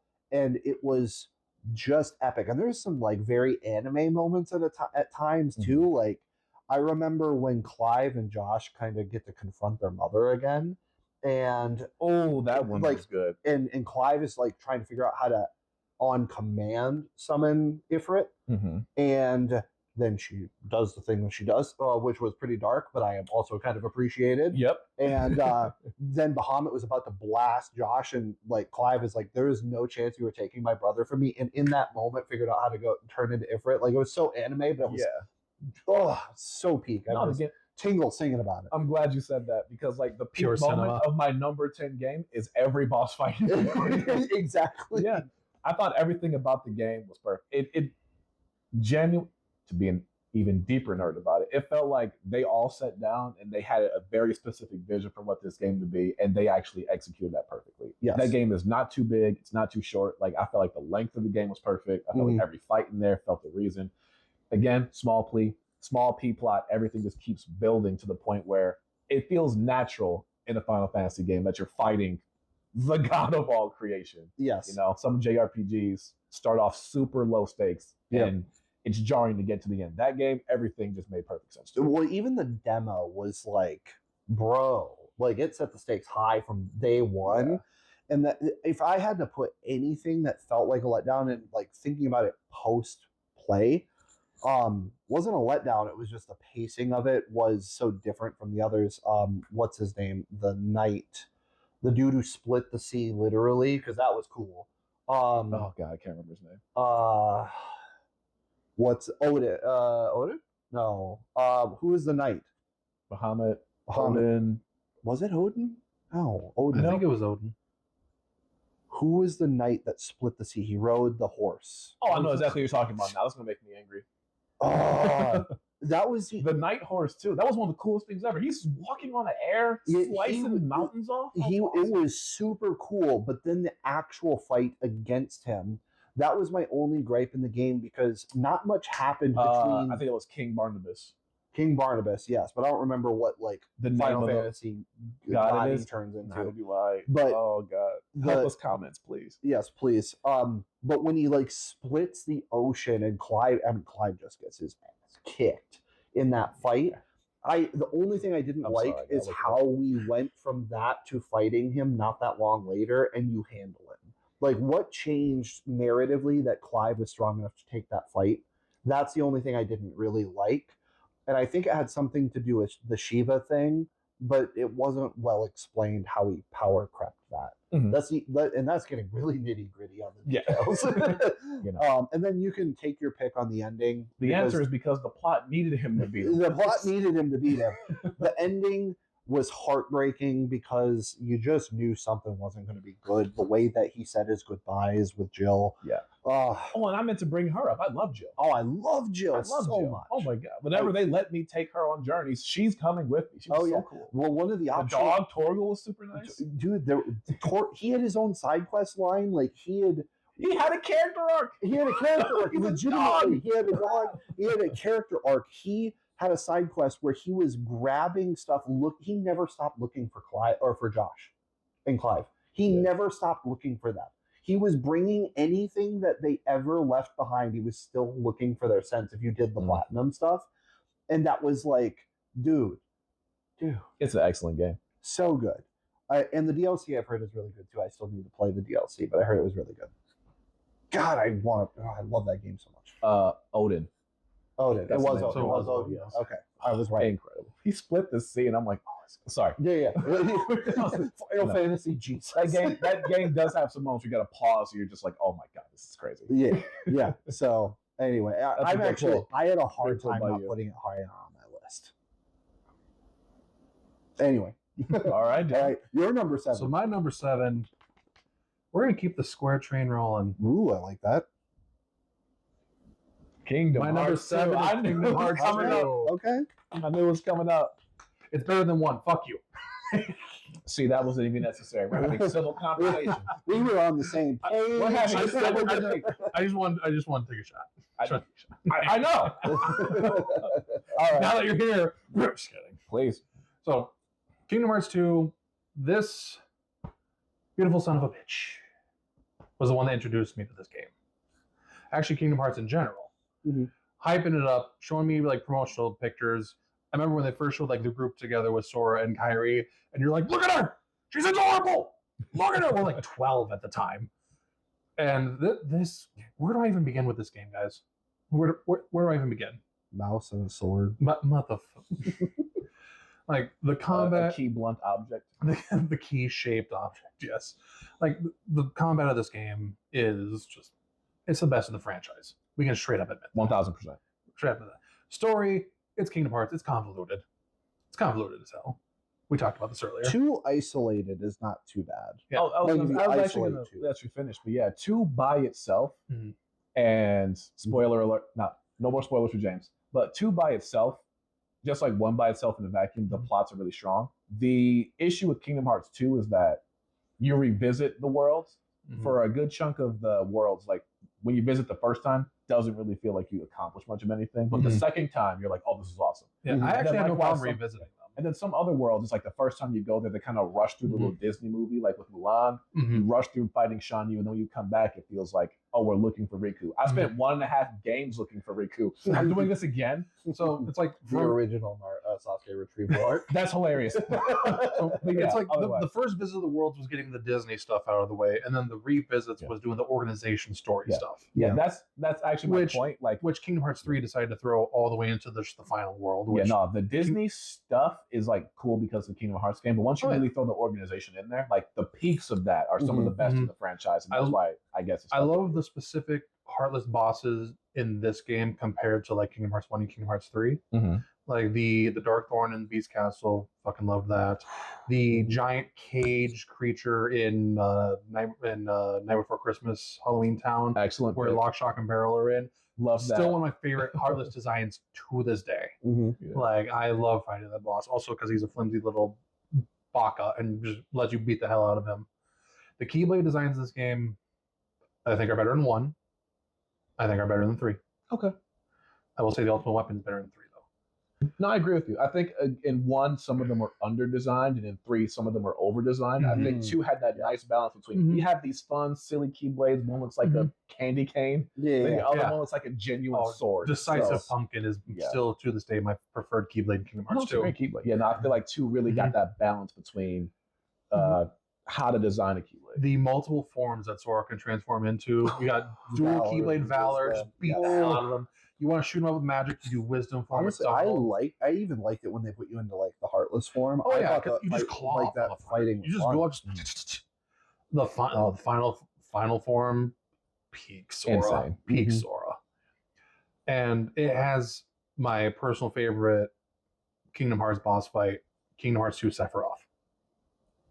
That is my personal favorite Kingdom Hearts boss fight. I'm currently playing Kingdom Hearts 2, and I saw a Reddit comment that said, Kingdom Hearts 1 makes you feel like you're fighting Sephiroth because it's so difficult. Kingdom Hearts 2 gives you that cinematic of this is what it would really look like to fight Sephiroth. Mm. Like, So watching videos of that, because I haven't beat him yet, I don't. it looks like an incredible fight. Like shout out to my Old Town friend Brandon. We spent hours trying to beat Sephiroth. We were like level 50. That's too hard, low. On hard. We spent That's hours. too low. We were 12 and like 13 at No the wonder.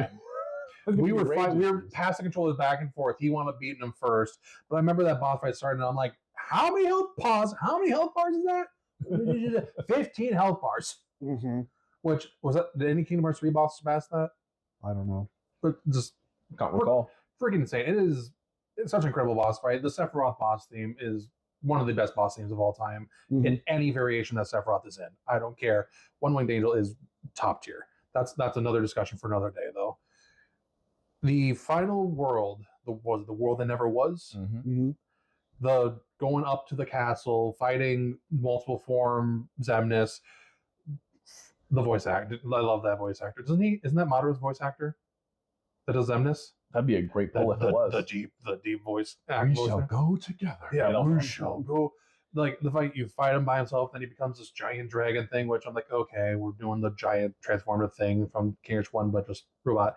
But that final specific fight with you and Riku with zebra-coated Xemnas, the 1,000 laser sequences, and you're just mash. I'm gonna borrow your knee for a second. You're just my arm is cramping. How's it gonna end? That sequence was so Doing incredible. that when I was doing my Again, critical so mode anime. run, Yeah.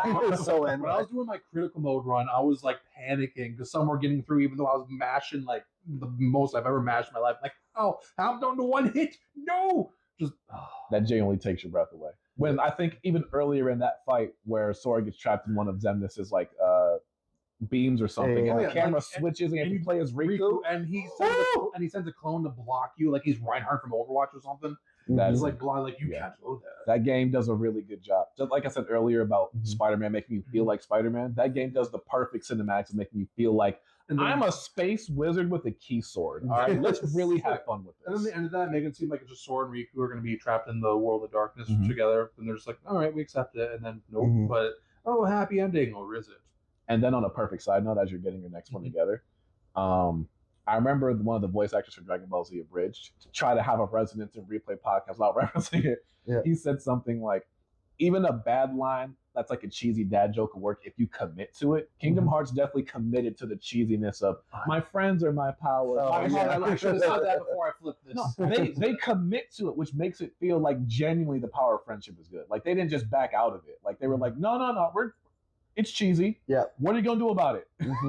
So Donald failing to heal you every chance he gets. actually, I'm glad you mentioned that because His in flare Kingdom force Hearts 2, happens. I keep Donald on my team. more than Goofy. In Kingdom Hearts 1, the combat's limited. I never had Donald there, but in 2, spam flare Donald was force. fantastic. Spam flare force every time. Just all those fireworks shooting into the opponent. That's another reason that combat is so good because you can genuinely just focus all on magic and have a cracked build too. Oh, absolutely. Like there's no right way to play that. I feel so bad. I'm always like Goofy. I'm sorry. He's like, level me up, Phil.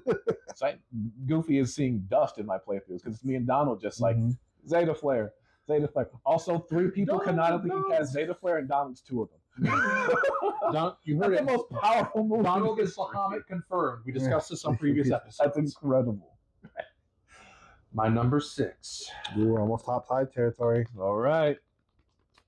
is everyone's favorite Legend of Zelda, and that is the Wind Waker. Way to be presumptuous.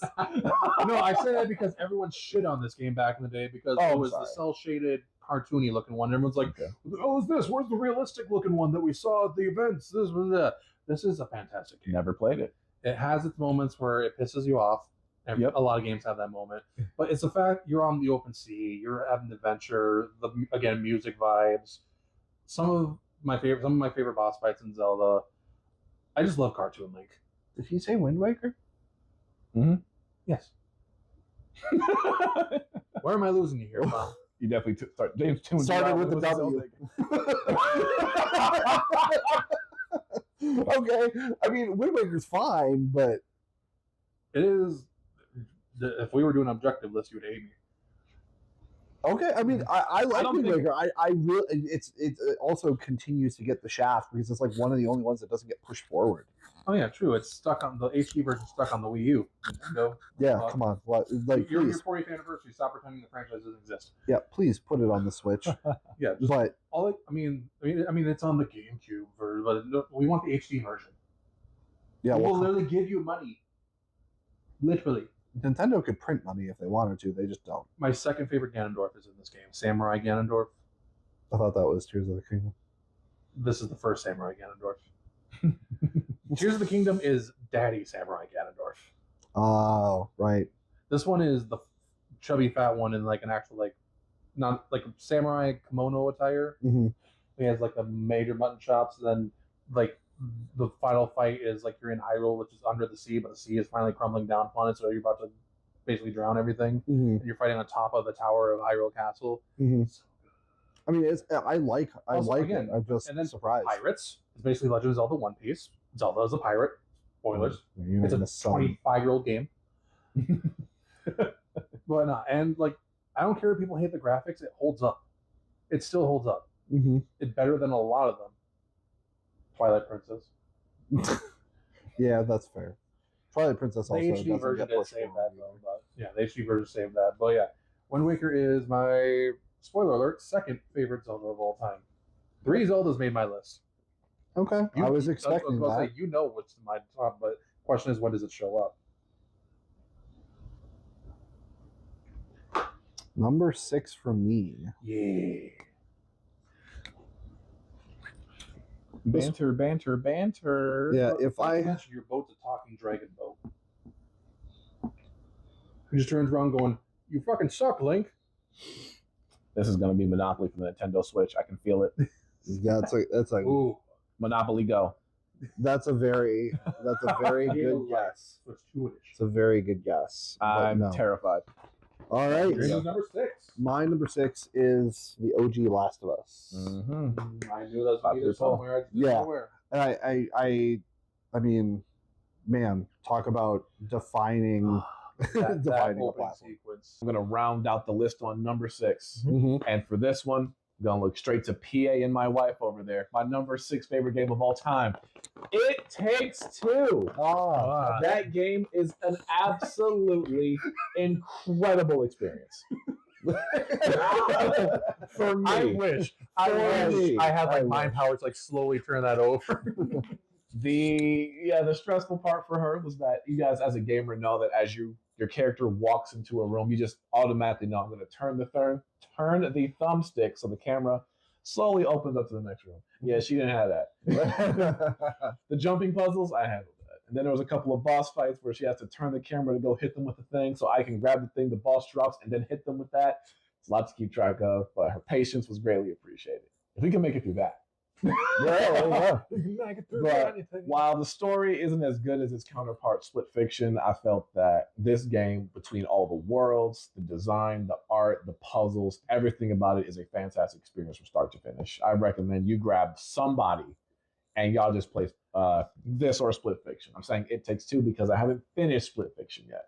Okay. But It Takes Two it's fun. He said to grab somebody. It has one of the most traumatic moments in gaming I've ever experienced. Traumatic?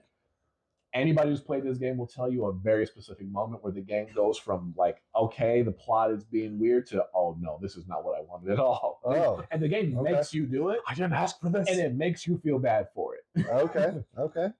But no, you start off. So the plot of the game is you're a man and a wife, and you guys have kind of fallen out of love with each other. They're snapping at each other a lot, and they're both neglecting their daughter. And their daughter has a book. It's like a how to rekindle your romance or something because she doesn't want her parents to get divorced. Mhm. And the book is sentient and talks to you, and it has a Mexican accent for some reason, nice little thick Spanish accent, and it ships you through puzzles in the guy's garden because he likes to garden. You stop because his marriage is falling apart. It shifts you through your daughter's toy room where Mhm. on one hand you're going through like this big Barbie dream house of puzzles. You're doing jumping puzzles on blocks that spin forever. You're a dungeon crawler fighting chessmen that move diagonally with these crazy moves. Like the game bends all types of genres, and it just works so organically. You're gonna be like, what's happening right now? Okay. So many times you just can't predict what's next. It's a beautiful game. I know that it's on our to-do list, Alexandria, and I want to play it. I mean, it won Game of the Year for a reason. Huh? Book of Love. The Book of Love.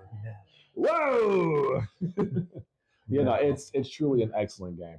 So that was the first one in the top 5. No, that was number 6. Oh no, we are officially in top 5 now. folks. Okay. We're Got officially in the top 5.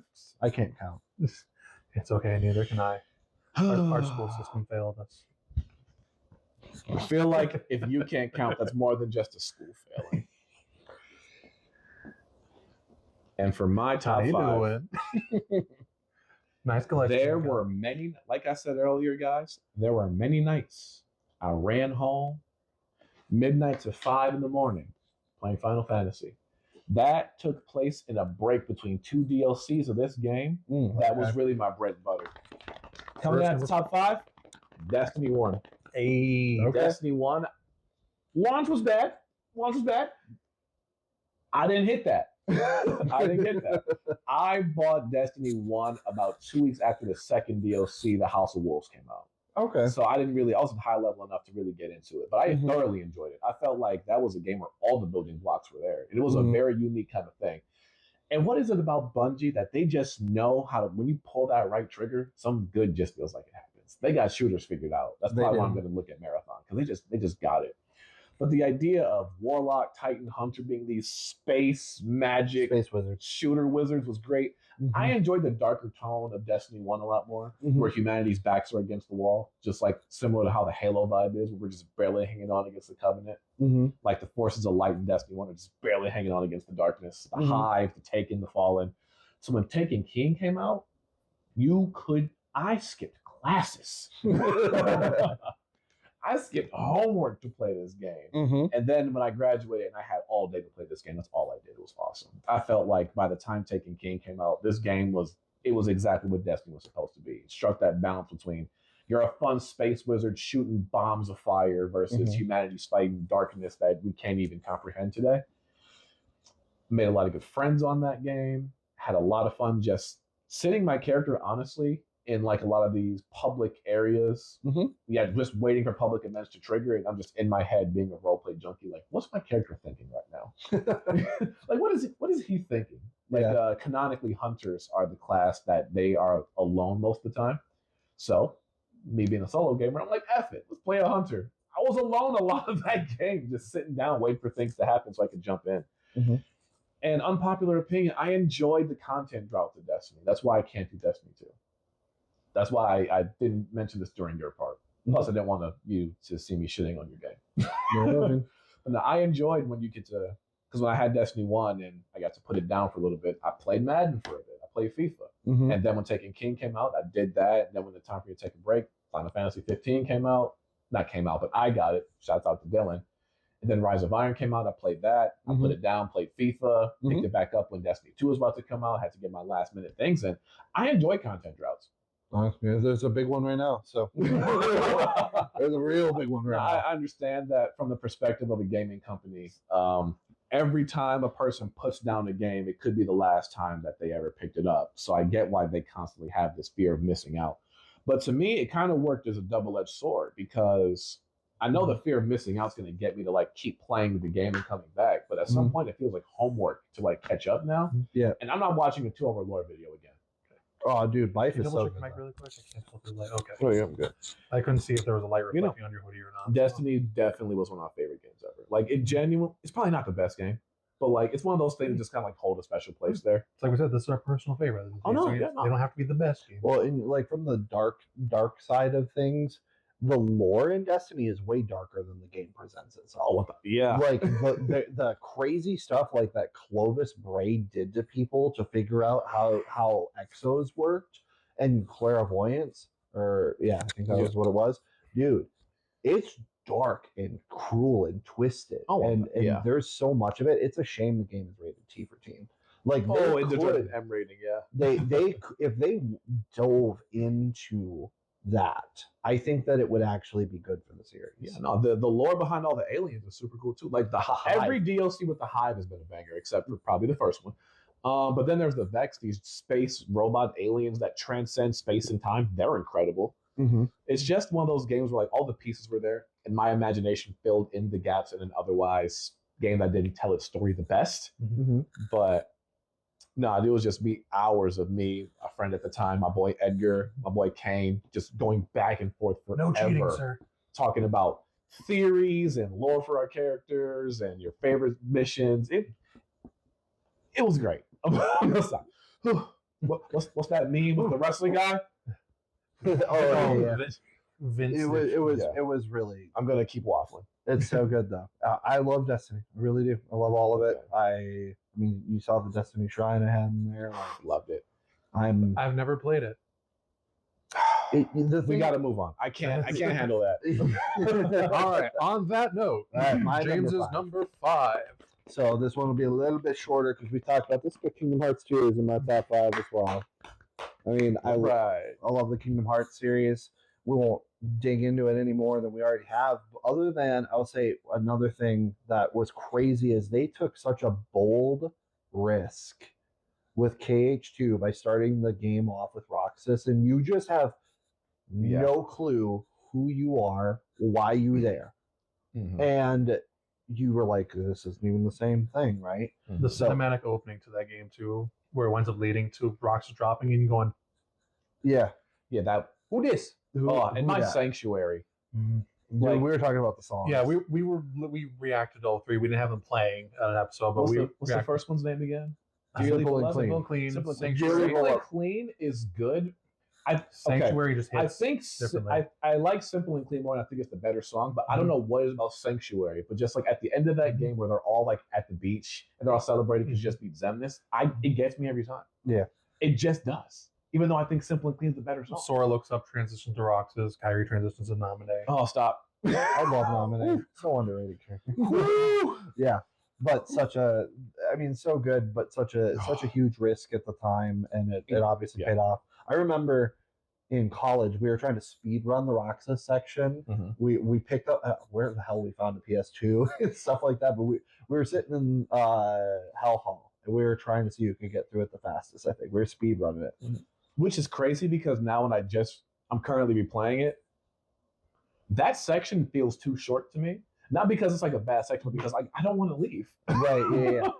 I want to stay here in Twilight Town and hang out with my friends and do odd jobs. Well, then all of a sudden you get the 2 Keyblades and stuff like that. You mentioned that off. Oh, the double Keyblade wielding with Roxas. Yeah, that was definitely. And to keep pleasing Roxas even more, his boss fight that they added in Final Mix. Mm-hmm. Oh my god! That stressed me out on critical mode for so long. Can't wait to get there. I know. I want to replay it now. Yeah, they definitely improved a lot from Kingdom Hearts from 1 to 2, and then also it was good to see them not just coast on the success of it, but like take a risk, like putting Roxas first. Yep. Sidelining the Heartless to put out the Nobodies was also a huge risk. They could have just said double down on Heartless. They were like, nah, actually. Yep. Oh man. Cool. And now we enter into my top 5. Bloodborne. Bitch.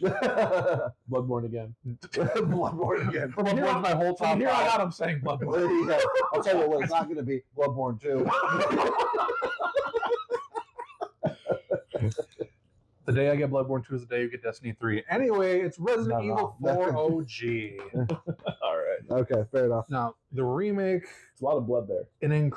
The remake, again, same situation with Dead Space. The remake did an incredible job. It was quite faithful for a remake, too, which, I mean, it tweaked a couple things, made some characters better, but this fucking game... This game... Some people consider this best game of all time for a reason. It is that damn good. The greatest Resident Evil character, I don't care if RE9 just came out and it's making me glaze him even more, Leon Scott Kennedy is the Resident Evil character. I've talked about it before on the podcast. RE2 with Leon, with Ocarina of Time, those 2 games made me a gamer on Nintendo 64 era. That's how old I am. Deal with it. This game does a fantastic job. This is the first game that innovates the series. This introduced the over-the-shoulder camera, which everyone glazes this day and age. And just it's less horror, but it's a blend of action and horror. Mm-hmm. It is compared to the original trilogy. RE4 is not as scary. Regenerators. I'm on your Twitch stream. It looks terrifying. I'll play RE4 to prove you wrong tonight. Just kidding. The Regenerators are horrifying. Garradors are horrifying. Like, there are a lot of horrifying creatures. They do keep the scare factor, but it takes Resident Evil to a whole new level that unfortunately falls down a bit with RE5 and RE6. But God, this game is just, I can go off about it. The Krauser cutscene, they turned that into a actual boss fight in RE4 remake that did that better. But just Also, Leon's one-liners in this game. So good. Where's everyone going? Bingo. Fucking just you have to be there. You have to be there. But If you know, this, you know. If you know, you know. yeah, if you know, you know. This game, if I had to honestly, my top 5 is probably perma-locked until something can knock out anything from it. RE4 Original will forever be my top 5. Depending on the day, it could be my number 1. But at this moment in time, it is my number 5. Okay. I don't. And I realized I got to do number 4. Damn. You do have to do number 4. What is my number? Oh yeah, man. You should have put RE4 at 4 just for the sake of it. For the lulz. Here's the thing. My top 4. Here's the thing. Like I said earlier, the order of the games are like, if I had to pick a game in time, it's like I'd play this over that. These 4 games I would play over RE4 if I had no other option. All right, now we're getting meat and potatoes in the conversation. Yeah, we're cooking with Alright. fire. Now is where I expect the most variance to be. Listen, you foul tarnished. Well, right. Number 4 is Elden Ring. I had that at number 2. If I had to pick his list, it was number 2. I told you my top 3 have been locked for years. Okay. Well, You already know it technically because I know his list now too. No, I don't anymore because I guessed them all. Where I said Bloodborne already. where do I even begin with this incredibly stressful Overrated. yet beautiful? I will fuck you James, off. please, we're not here for that. I will ruin. I thought we were I having a civil will. discussion. I will It ruin is your. civil. I That will. wasn't mean. I will ruin your ass harder than Melania, goddess of Rot, did for me. Whoa, it's the G-rated show. G-rated. You're gonna ruin this what? Pause. Anyway, no, sorry. I'm sorry. No. I knew it was going to be on the list. I knew it. So, spoilers. None of the Dark Souls games. Dark Souls 1 through 3 is not on this list Yeah, I didn't think that. Yeah, no. because this clears them. Come at me, FromSoft fans. The open world concept, the amount of weapons you have in the game, the different builds you can do, the same like. I went from having Guts' greatsword, just Onga Bonga build, to being like a blood assassin, just running up with curved swords and making you bleed instantaneously with a jump attack. Mm-hmm. Just, the magic system can be frustrating, but it's fantastic at the same time. You can Kamehameha in this game. Mm-hmm. Do I need to glaze that even more? And the boss fights, these motherfuckers are coming out of the sky like a meteor. You fight like this hellscape universe abomination underground. You fight the Bloodlord. You fight Goddess of Rot. You fight this guy that became a giant snake demon. You fight the reincarnation of the meteor guy in the DLC. Just we don't have time. I can't glaze this game any more than I can. I've seen a lot of videos of people crashing out because they can't beat Melania. Yeah. And then they're all celebrating, and then the boss gets a second health bar. Yeah. I saw Tyson that cry.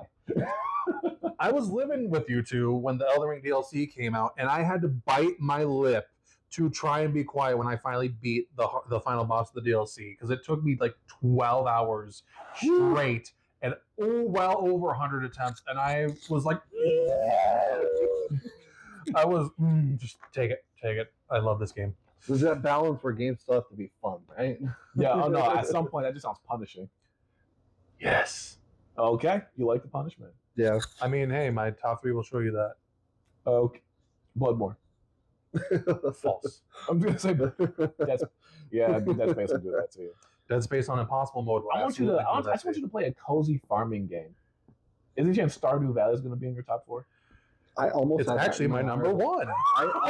I almost had it in my honorable mentions. I know actually. you did. I saw it over there. I'm surprised nobody's put it. Listen, I think we need to put more respect on cozy games, to be honest with you. I That's don't all. disagree. Like I'm trying to no argument. Like Animal Crossing and stuff like that. Yeah, man. Just sometimes you just need to just I farm. want to They're suffer. fine. They're fun. Hey, when Facebook had games, I was playing Farmville. I was playing Resident Evil at 6 years old. Do you think I want comfort? I still got Neopets. Dude, Neopets, man. I Okay. remember trying to connect to online players for those matches with dial-up internet. All right, James. What you All got? right. Number 4. This one was, I was hyped the second I saw it. Horizon Zero Dawn. I love Horizon Zero Dawn. The first one specifically is number 4 for me. I loved, not to take anything from 2, but the first one is just so You have a shrine good. right there. I do. I love the first one. It was one again felt like it was one of the truly next gen games. Huge, beautiful open world. Yep. The world building and the lore and the tidbits of storytelling that they did through artifacts and things that you found in the remnants of the old ones, just amazing. Absolutely amazing. The whole concept of the narrative of like the Gaia program was so good, and like the facade they had to play for the public to stand to continue to Project Zero Dawn. Yes. Once Project I found Zero that out, Dawn. I had to put the game down for a minute because that messed me up. It was. I mean, it was like I get it, and I'm like, how do you come to that point where you really make that call? You know what I mean? Yeah. You know what we're talking about, Dylan? No, I don't think he does. The consequence of unchecked hubris. It pisses me off because everything about this game seems like it would be a me thing. Yeah. Visually is still one of the best looking games to this day. Even just regular base PS4 mod version. Yep. Incredible. I love the concept of like machine like dinosaurs and all that shit. I love using a bow as a weapon. I love just hand to hand like bashing shit. That should be right up my alley, but for some reason I just can't get into it. So long story short is that there's this guy named Ted Farrow, and he invented these self-replicating He invented robots at first that just consume biomass as fuel. Damn it, Ted! And he forgot. Yeah, so it really. And it starts off in the beginning like super like, hey, we can't turn it off. Like they're just like chopping down trees for fuel. And then there's like one particular moment that still sticks with me, and it's like, hey, we got to. It's like just like you said, the holograms. One is a voice note. It's a series of texts where they're like, hey, we have a PR nightmare on our hands. Your new robots were just mowing down dolphins, bro. We have a problem. And that just messed with me. Yep. And then at some point, dolphins, the machines just don't have an off switch. And by the time he tries to activate, the machines are too self-aware. They shut off their off switch. So now they're replicating. So it's a version of Terminator. Actually, yes. I can see where it's inspired by. Yes. But at this point, the robots are replicating faster than humans can like stop them. But it's not just kill the robots; they consume biomass. So people at this point are dying of asphyxiation. There's not enough water. There's not enough plants to go around. So they come up with Operation Enduring Victory to go beat the robots back. But at some point, not at some point, but the main character's mother, I'm not going to spoil that. Elizabeth. Not going to spoil. Yeah, Elizabeth Selvek, Aloy's mom. Can't spoil it much more than that. Yep. But she comes up with this idea to put a whole bunch of scientists to like repopulate the planet, and people think, oh, Project Zero Dawn's going to save us all. It'll save everything. Actually, no. It's designed so after the robots, eventually just die off. I forget exactly how they're supposed to die off. So once the idea is that once they put all the scientists underground, and Enduring Dawn or Enduring, right? Or Enduring. You know what? I catch it now. Yeah, so they make Enduring Victory. They put all of the scientists underground who are working on Project Zero Dawn. Everybody's told Project Zero Dawn is going to be the off switch for the robots. Yes. However, what the scientists realize is they will not have enough time. They'll die by the time they figure out how to program an off switch. So they build this AI called Gaia, and their main function is to flip the switch. So the Gaia is going to have to do trillions of calculations for hundreds of years to do the off switch. Yes. And then it's going to repopulate the planet with humans, with the robots that have, do the flora, do the fauna, just pretty much make a whole new world millions of years after it. Yeah. So they have to let the extinction event happen. But they can't tell the public you're all going to die, because then nobody will fight. Because the thing, Enduring Victory is their last stand against the robots to protect the scientists from getting attacked at their base while they're completing the project. But the scientists know that it's an extinction event that's going to happen, and it's the only way to get there. They need to give them hope, because without hope, they would all give up, and then the robots get in, and then it's truly over. And the whole idea is that Gaia will repopulate the Earth one day. And that's why the time gap happens. Yeah, and it's truly incredible. It's a masterclass, and every time you have a question, it answers it, but then you're just like, but then what? And it just constantly just keeps playing mysteries with you, to the point where, like, as a player, you feel respected because you're getting your questions answered, and it just keeps bringing you along. Just like, a little you see bit. nothing yet. Yeah, exactly. And there was like a point because the world is it's full. There's so much to look for and do in the world, and it's beautiful and fun to fight things. And you can end up gorgeous. You can end up fighting things you probably shouldn't by wandering off a little bit too far from the beginning. Like the game is designed really well that you were like once you get the first barrier taken down, do what you want at your own risk. Yeah. And if you want to fight the T-Rex at level 5, it got lasers and you don't. So figure it out. But what's really good about all of that Gaia program and the storytelling with that world is you want to explore it and explore it and explore it. And then all of a sudden there's a point in the story once you actually hear about Project Zero Dawn. I didn't explore the world for shit after that. All I was doing was like, no, I need that like straight to my base. I need answers right now. As soon as Pharaoh got brought into the game, we're about business. We're about business. We need to figure out what's going on. I'll say the side quest for the replay. I want to know. I need answers. I don't need sleep. I need answers. Exactly. And that was the most stressful week of my life because I was working at a game store. That launched on February 28th, and 4 days later, Breath of the Wild Switch launch and the Breath of the Wild came out. And I no-life that game because I loved it. You were sleep deprived that night because I was there for that launch, and you were like, "Get the setup, just get the setup."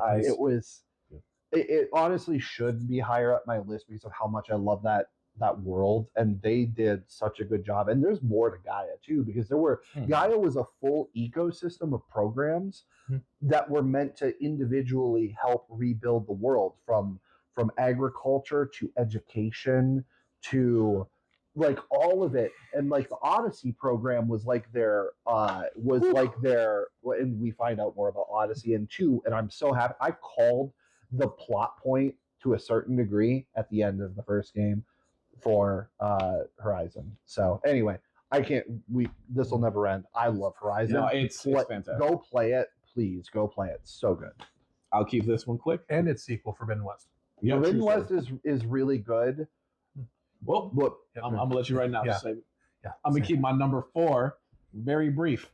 We have Hello Kitty Island Adventure. I'm just kidding. We have Pokemon Fire Red, Leaf Green. Oh, okay. I was like, what the fuck? As a child, I didn't really enjoy the Pokemon games as much as I thought as much as everyone did. Mostly because the idea of you have to keep going around and talking to people to keep events triggering so you can progress the story. Sure. First time player, it's frustrating because you're like, what am I supposed to do to get the move cut? And then how do I let my Pokemon cut things? And then how can I it's frustrating. But like as an adult now, I know all that just innately. So it's much more fun for me to do what I love the most, team build. I've played Fire Red Leaf Green with all water types. I've played it with all bugs before. Miserable, don't do it.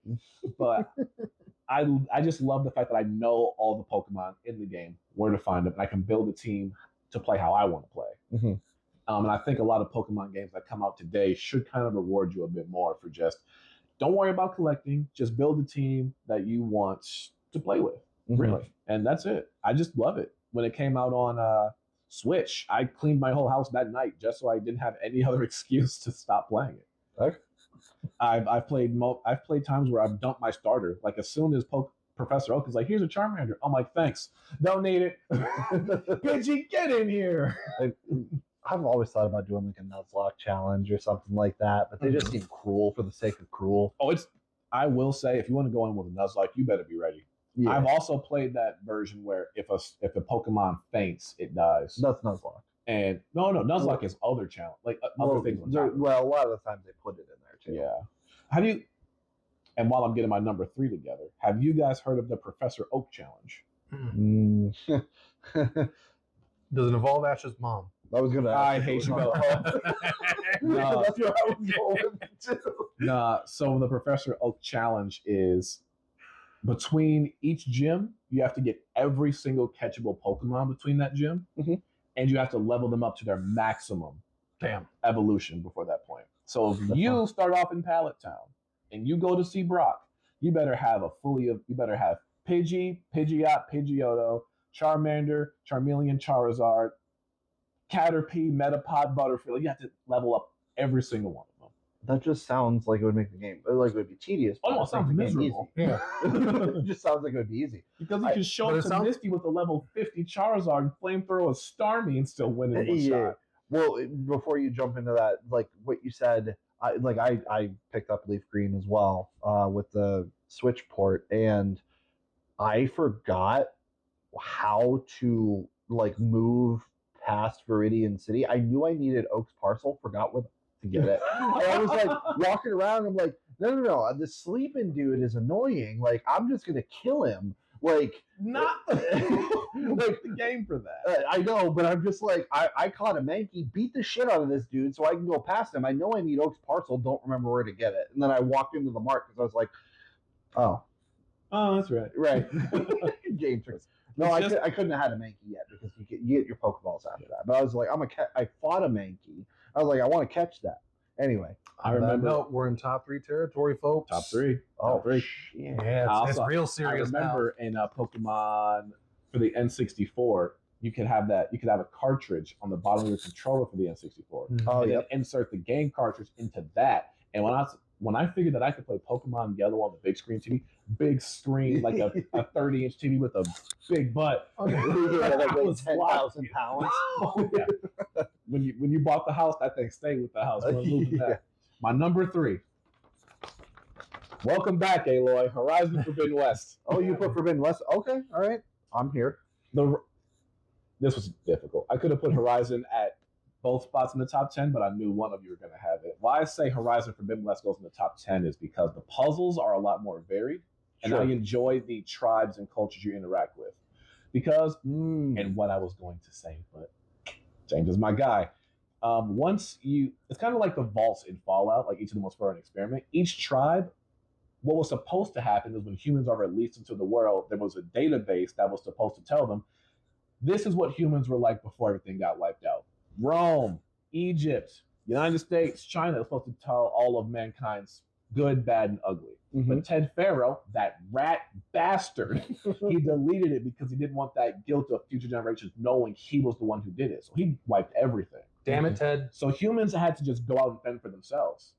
And in 1, a lot of the cultures were good, but in 2, you interact with them a lot more intimately and deeply. Like you have these cultures that they grew up by robots that did the tilling of the soil. So they worshipped agriculture. And they are some great warriors too. Yep. All the characters a lot of characters in 1 come back and you get to know them a lot more deeply and intimately. And a lot of the characters in 2, they show up and they propel the story for you. Because there are some points where Aloy is like, I'm so driven on the main plot, everything else can just wait. And they're like, wait a minute, we got other stuff that the world's dying, Aloy. We can handle this too. So like seeing her kind of take a little bit off her shoulders of this, I'm going to do everything and I'll kill you if I have to. You won't stand in my way. To see her just like let herself down, let her guard down, open up to the idea of, all right, I'll accept some help. Yeah. And to have friends like that who really want to help her through like essentially a pandemic. Yeah. It was really good. It was a really good life lesson, to speak to me that I'm one of those people that I'll do everything myself. It's fine. I don't want to inconvenience you. I don't want you to do it wrong and I have to tell you about it. I'll just do it. So for Aloy to sit there and go, I can ask for help fighting a giant robot. What's that? Woolly mammoth that has laser beams or guns. I can ask for help to be like, hey, I got a lot on my plate today. Can you help out? So just seeing a lot of these characters' emotional journeys alongside this, again, a beautiful sprawling world. Nice mountains, beautiful deserts, excellent agricultural farms. We just got to do some seriously difficult puzzles in, by the way. Yeah, I will say, so I could gush for 20 more minutes, but I have to stop. Yeah, well, I just love everything. I got to go into a couple of things on it because I'll say what my next one is, but it'll be a short one. And we'll continue to talk about Horizon a little bit more because I have Talk as you're writing it down. Yes. So with Forbidden West, things that I loved, one, everything about the character development in the world got bigger, more beautiful, better combat. I didn't even talk about the combat. Dude, the combat took a huge step up. Yes, huge step up. What what's interesting is because you had a different experience or perspective from the tribal aspect of it, because that was also there a little bit in the first one. Mm-hmm. I actually that's part of the reason why I kept Zero Dawn as my first, because I actually by the end of the game I'm getting fatigued on the tribal politics a little bit and the restrictions that they're putting into the world. Like there is just bigger problems to deal with, and they're so stuck. And I understand it because to them it's basically their gospel. Mm-hmm. But you're literally swimming with a crocodile robot. And by the way, that was terrifying. The first time you swim, you're in the water and you see that dude swim. Well, I'm like, I'm never coming back here. That was actually another really underrated thing is that I hate underwater levels in games. Like the act of going down, accomplishing a thing, and then getting back up to breathe pisses me off. It really does. That's a me problem. But the fact that this game lets you craft a mask where it's like, yeah, swim as long as you want. Yep. What? Yes. So you can just focus on just looking.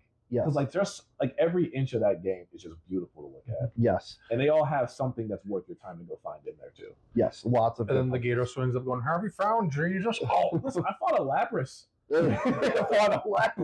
So yeah, no, in the tribal aspect, I can see why you were burnt out because a good chunk of the game is about tribal politics. Yes. But like, depending on the choices you make, no location feels the exact same. No, definitely not. Like the whole game, from like definitely start to finish, just feels like a vast land where everybody's different. Yeah. And each village you stop at is different. I would have kept Forbidden West a little bit lower on my list had it not been for the DLC, because I think that the DLC rounds out the game in a beautiful way. Have you played the DLC?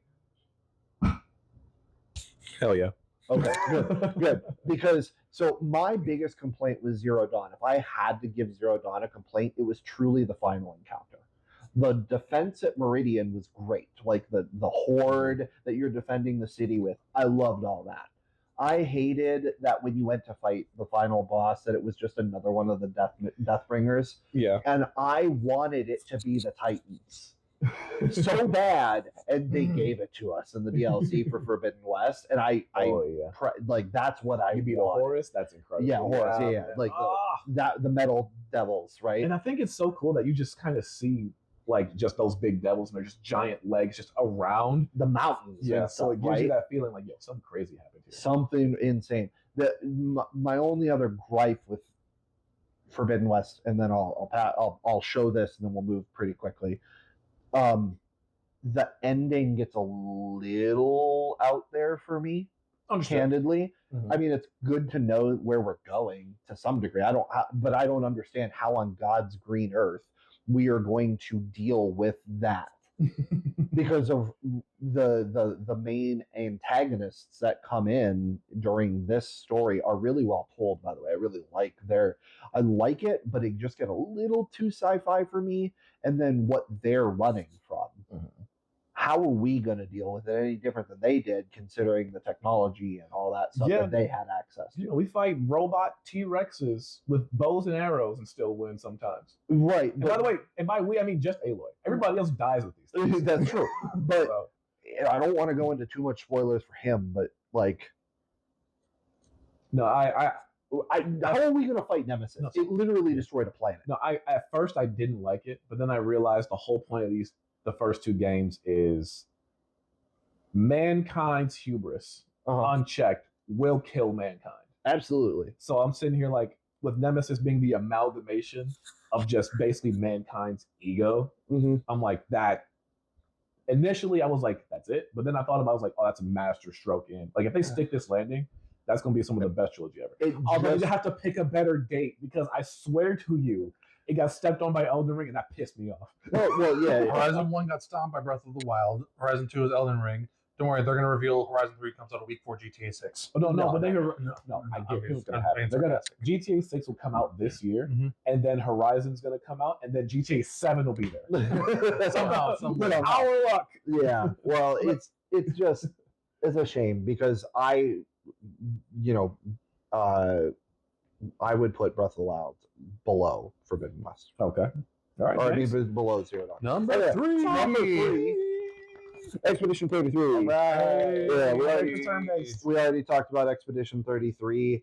there's nothing he said that I disagree with in any way, shape, or form. It was a master class this year. It was a master showing, a great story with a great twist.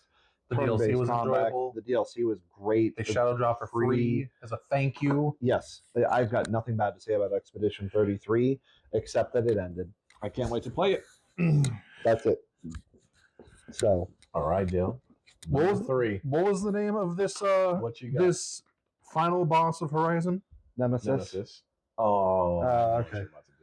My number 3 is Resident Evil 3 Nemesis, the Okay, original, not the 7 out of 10 remake that came out in 2020. You gave Now- it a 7 out of 10? That's the lowest I'll give any Resident Evil game. Oh, wow. The RE3 remake is on my shit list. Resident Evil That's speaks a lot to you. That's it's one of my top 3 franchises. It's just like it's the top 3 franchise. Resident Evil. I was gonna make Evil the joke 1, that time. Resident Evil 2, I was gonna make the joke that Yeah. It's literally like Resident Evil, Legend of Zelda, Soulsborne franchise. Oh, it's very Like those are hence what my top 10 is. Really? No Mario or Sonic at the Olympic Games? Shut the fuck up. So, like I said earlier, I was like even trying to be funny with that. That's actually a fun game. My grandpa got it. so, for me. like I said. So it's on gameplay. It was Like I said earlier, a lot of my picks are either like nostalgia based or like I have like fond memories of that. RE3 is one of those games that me and my sister played a lot back in the day.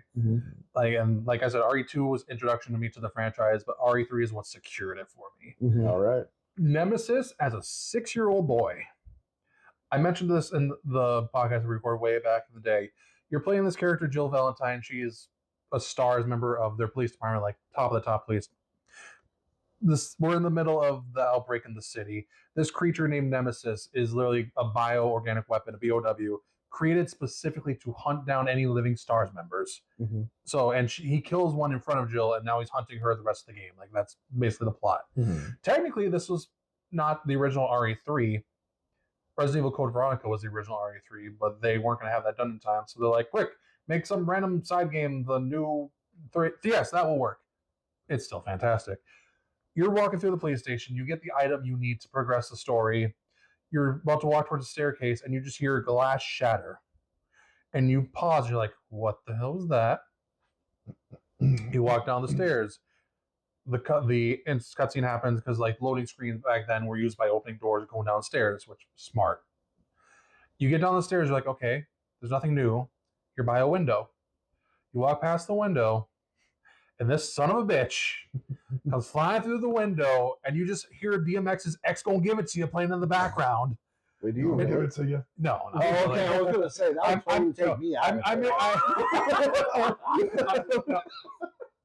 What happened to the immersion? I only reference that because the RE2 tyrant's like given name was Mr. X, so the joke is X Gonna Give It To You. Nemesis is like a tyrant, same like tyrant line, just different variations. So I just use that joke. But he has a rocket launcher, and you're like, how am I going to kill this motherfucker? He's slamming you with the rocket, shooting you with the rocket, and then does a whole like hentai fatality where he shoves a tentacle through your face if he grabs you. Yeah, but why did you look at her? No, because it just made me remember the podcast, and like he was like, both of them were like, "What the fuck? What he does? What?" Like both of them. It was hilarious. You don't remember this? I do. Okay. I have a good memory. She of the says podcast. that to me a lot too. But no, like I say that, you go, he does what? And she goes, what? But yeah. Anyway, like the entire game is chasing you down. He does different formations. He becomes this like giant abomination as a final boss. You shoot him with a revolver, and the corniest line of all time, she's like, "You want stars? I'll give you stars." And it's like, even back then, it was like cringe, but awesome. Hey, to be cringe is to be free. Yeah, I mean, yeah, you can do whatever you want. And that was like the end of like the OG style of Resident Evil. Because RE4 became over-the-shoulder camera. And for some reason, modern fans are like, ooh, the fixed camera angle sucks. And I'm just like, get a life. But you know what? I don't listen to a lot of modern gamers anymore because there are a lot of modern gamers that complain about everything. Yeah. You just got to block it out. It depends on where you are on the internet, too, as to how bad that's going to be. There are some complaints where you're just like, oh, I can see why you didn't like this game. But there's others where it's like, okay, come on now. Speaking Pick a different game. Speaking about games that people love to complain about not liking, Legend of Zelda Majora's Mask is my favorite Zelda game of all time. Right. Okay. Number 2. Yeah, we're up to number All right. 2. Yeah. Hit me. People, I Never mean, played. Sell it to me. it's got a 3-day cycle, and you have to recycle all 3 days every day. You relive the same 3 days. Okay. However, it's not that what I hate about the game. I don't hate that about the game at all, because I don't have an issue with the whole 3-day cycle where this moon with the ugliest face known to man comes crashing down and destroying the world that you're in. Mm-hmm. It is a sequel to Ocarina of Time. You play the same Link, and your whole goal is to save this town from destruction from this Skull Kid, he's called, but he's imbued. He found this mask, which is the titular Majora's Mask, but it is evil and it's corrupted him, and he's using its power to destroy the world around you, pull the moon down, etc., etc. It's just the theme of the game is like, just I really like depressing shit. Yeah. Even back then, when I was 7 years old. Yeah. Like the music is really somber. Like the Song of Healing is like beautiful, but so beyond We are somber. gonna play Hello Kitty Island Adventure together. You're like, I need some happiness in your life. Yeah, no, we're gonna get you a cozy game. You and I are gonna play. No. We're gonna get the Bratz dress up game. But no, it's like you collect like 20 plus different masks, because it's Majora's Mask, so it's about masks that do different things to progress around the world. And once you collect all the masks, you get like the most powerful version of Link. I think to this day, I don't know. Fierce D Link is up there, isn't he? Would you say? Probably, yeah. Yeah, he's basically God Link, where he just has this like giant sword that shoots beams, and like you obliterate every boss in that form. And I actually have no issue with any of the bosses. Maybe the giant fish, which is literally just George. Well, it's like it's like Georg or something like that. It's like Gyorg. I just call him George. I just go, George, we got to stop meeting like this. But also, the only complaint I have with that game is, you mentioned like underwater shit. The water temple of that game is worse than the water temple of Ocarina of Time. That's my only complaint about Majora's Mask. Like worse in which way? Great like Bay Temple. or... Great Bay Temple is more irritating than Water Temple. So that makes it worse? Yes. Okay. If it's more frustrating and like irritating as it even to this day, like I can do Water Temple without an issue. Great Bay Temple I still get fucked up on. Oh, I see what you're saying. I Yeah. I had to think like Water Temple gets too much hate. It is not a good temple, but it gets too much hate. But that's a whole other thing. But yeah, Majora's Mask, it's to this day still my favorite Zelda game. I play through it like once a year, every year. I mean, I have nothing against Majora's Mask. I just... Oh yeah, it's not. It's this. Like I said, it's not the best Zelda. It's just my personal favorite. That's fair. I just for me, I had a hard time with the 64 ones. That's all. They're fine. They're fine. You're right. They're fine. Mother, that's not what I meant. All right. I'm Better sorry. than Tears of the Kingdom. Come at me, folks. Anyway, In a lot of ways, I could say yeah, sure, but there's what is your number 2, my good sir? my number 2. I'm cheating on this one a little bit. What do you mean cheating? We'll find So out. I'm gonna say Final Fantasy VII, kind of in its entirety, like between the OG and the remake. I can't Like, argue with that. if you're gonna make me pick one individual entry, I will say 7 Rebirth. But Fuck, I don't know this man at all. I thought that was gonna be his number 1. nope. Now I'm really excited to see what your number 1 is, because I thought that was going to be Expedition You got- 33. You guys. He's already mentioned. I'm looking at his shrines over I here. want to replay it. Oh wait a I minute. wasn't open to the love it was trying to give. Yeah. I have a rough idea of what it could be, but I'm not confident in it now. Yeah, you. Because like I said, I You thought probably that know. was going to be his number 1, so I have no idea now. You probably know Sorry, it. James. So Tell me, why is it your number? Why is your Final number two? Fantasy VII a goated franchise? Goated franchise. Well, I mean, it is. yeah, it's but- got multiple games. It's its own franchise. So it might be a little bit of recency bias because of Rebirth. So I'll stick with Rebirth. I think that Rebirth is one of the best, like, overall open world games with a action combat that still respects the turn-based side of it, because there are ways where you can basically make your combat turn-based. Have you played any of the remake? Yes. Did you play both parts or Just the first. I got through half of the first one. half of the first one? Okay. Yeah. So That's why I need to redo it. I can explain why off screen, but yeah, no, I wasn't that's really messing with it, even though it was good. it was. I mean, I thought that like just the story is really, really good from top to bottom for Final Fantasy VII, and there's a lot of twists, but you don't see them in the first part of it. Did you ever play the original On the Game Boy? No, sir. PS1?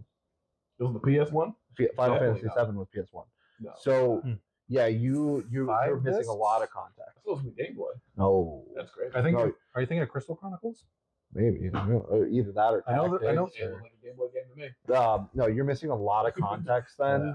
So Final Fantasy VII Remake Part 1 plays very much almost like it's still a action RPG, but it almost plays like a Naughty Dog game in the sense that it's like that third person, almost over the shoulder, very linear, not much else that you can do. We need to bring those back, man. Whereas Final Fantasy VII Rebirth is complete open world. Oh. Massive open world with a lot of things to do, a lot of side quests, a lot of customization, and there is a lot going on. Okay. I love the story of Final Fantasy VII. That's a huge part of it. I love the characters. You get a little bit of like that Leon like one-liners and tough guy act with Cloud.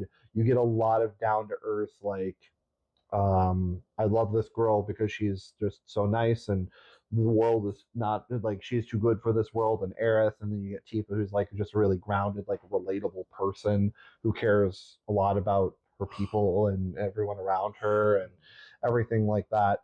And then you got Barrett, which Barrett's Barrett. Barrett. We got a machine gun going on. You got- Can yeah, talk. exactly.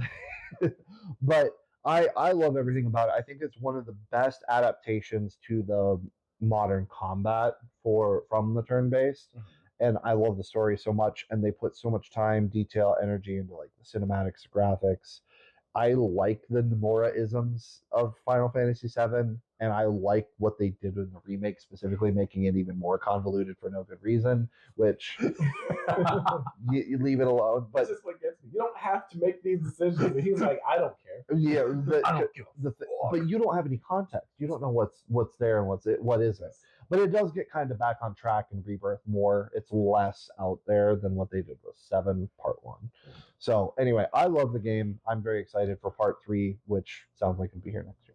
So I loved it. I would highly recommend that you get through Remake, and I think that you'll enjoy the open world of Rebirth more than the sticking you into the. I actually kind of do like when a lot of games just put you in like a little hallway.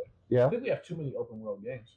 I don't disagree with you. I agree with you in a way. If you do it right, I'm fine with the open world. But a lot of them, it's like we just want to make it big for the sake of making it. All I know is if this isn't what I think it is, I think I know what your number one is. Oh, okay. Well, you're gonna know them both because it's rounds on me. Number 2, Kingdom Hearts 1.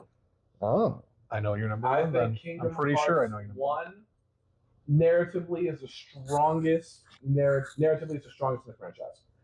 It does a great job of starting off at Destiny Islands, which, side note, Riku, Kairi, and Sora think they're about to go to other worlds on a raft, and they think that 2 bottles of water and 3 fish is going to sustain them. That's cute. They're children. They don't know better. You're correct.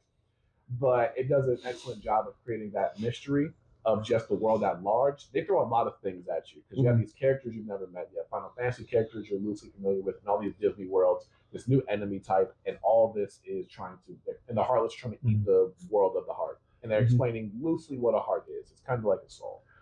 And I think they do a masterful job of just, they keep you pushing along world after world after world after world. And so much of the world building is, of course, everything just makes sense. Like Maleficent is one of the most evil Disney villains. Of course, she's leading a coalition of all the other Disney villains. And of course, they want to use the Heartless. And then when you get to Hollow Bastion, the culmination of everything, and as even though the combat is limited, you still feel a lot stronger as you continue to level up, which is pretty much just you hit harder with bigger Keyblade. But the journey of Sora, especially in 1.5, they give you a lot of cutscenes from Riku's perspective. Because in the first game, it's just like, where's Riku? And you just don't see him for most of the game. But in 1.5, you see Maleficent manipulating him. He opens his heart to the darkness. A lot of that guilt carries into Kingdom Hearts 2 and his character arc of the whole franchise. And Sora he's a super goody two-shoes character. I enjoy his character in 2. He has a lot more personality there. But in 1, it was a lot more serious because it's like, bam, we have to literally save the world. We don't have time for other things. So when you fight Riku in Hollow Bastion at the end of the game, it's like the game could end there. Yeah. Then you go to the Heart of All Worlds. It's just so beautifully haunting. Like, I don't think there's another world like it.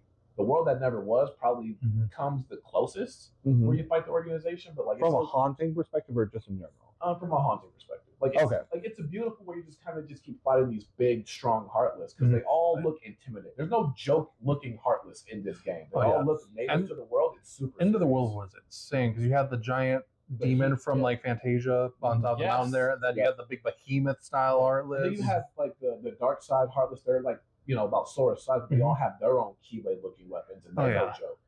So it's like, you really feel like mean. Oh yeah, dude, I hated those motherfuckers. So, again, like Kingdom Hearts 1 and 2, I was gonna put together because they work insanely well as a pair. Yeah. And Kingdom Hearts 2 doesn't change too much except for the fact that it's just one, but better. But I think that narrative of the mystery of what is the Keyblade for? How did Sora become chosen? They don't answer it, but it makes you really feel like it's building up to something. And then when Mickey seals the key, he uses his Keyblade to seal the door. He's like, he's got a golden one. Yeah, he has a golden one. No, I thought it was incredible. I will it was say, a big risk in general, and I think they stuck the landing on the whole thing. It genuinely, the game changed my life. I'm not even trying to my first big boy game.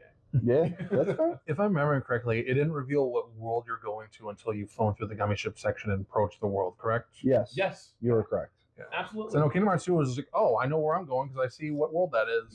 Yeah. In Kingdom Hearts 1, I'm like, where the fuck? Where am I? What am I approaching? Is that Wonderland?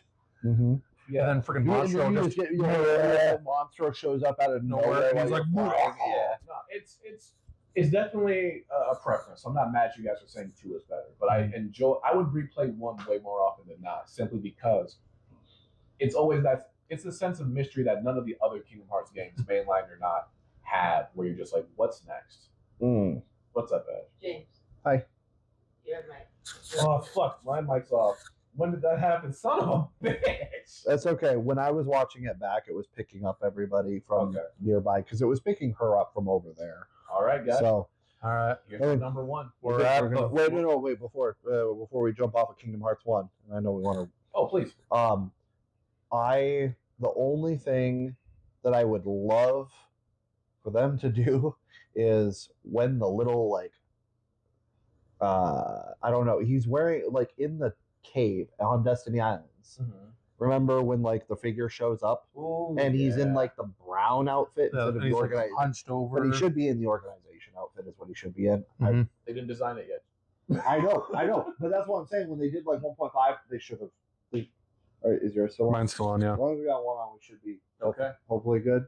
Yeah, hopefully. I just wanted them to do that, and then it is really funny though. They thought that was going to get them off the island. The only thing, the couple of bottles of water and that little rack we're going to do is get them on the front page of a milk carton or something. Local idiot sail off into the ocean. It's just going to be a missing ad. They're not going to even know. The added fight 1.5B and Xemnas hooded up was crazy for that time frame. Because I saw that clip, I was like, they did what for the secret fight in Kingdom Hearts 1? Yeah. He's got lasers for hands. I just think it's a master class in pacing, to be honest with you. Each world you go to, you're ingrained with their conflicts.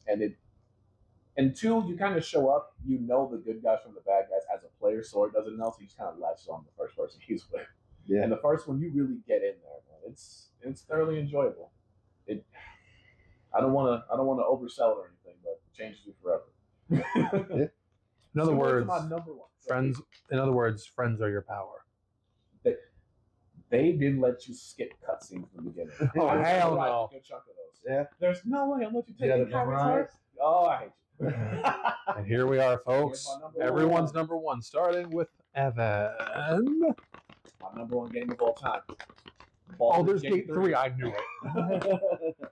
You want to talk about character writing? God's favorite princess, Shadowheart.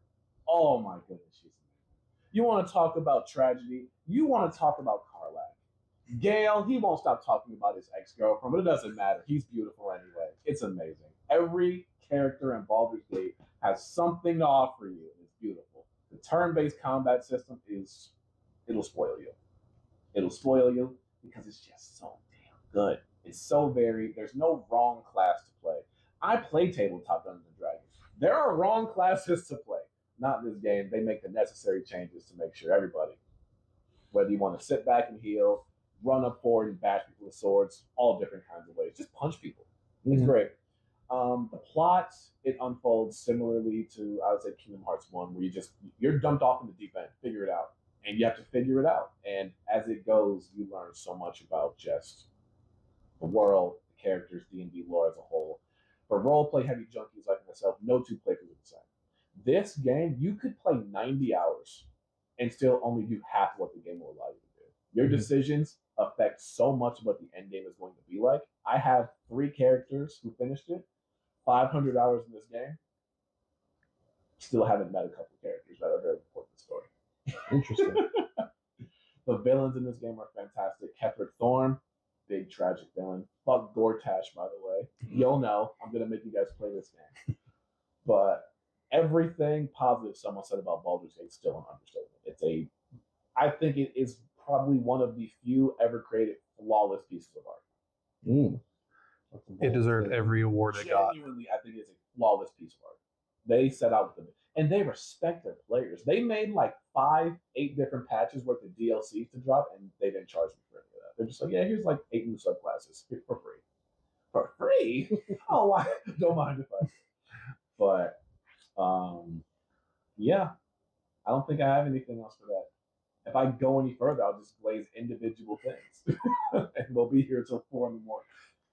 But overall, I think it is a flawless piece of art. And I think it's one of those games that everybody should give it a try. It's on my list. Okay.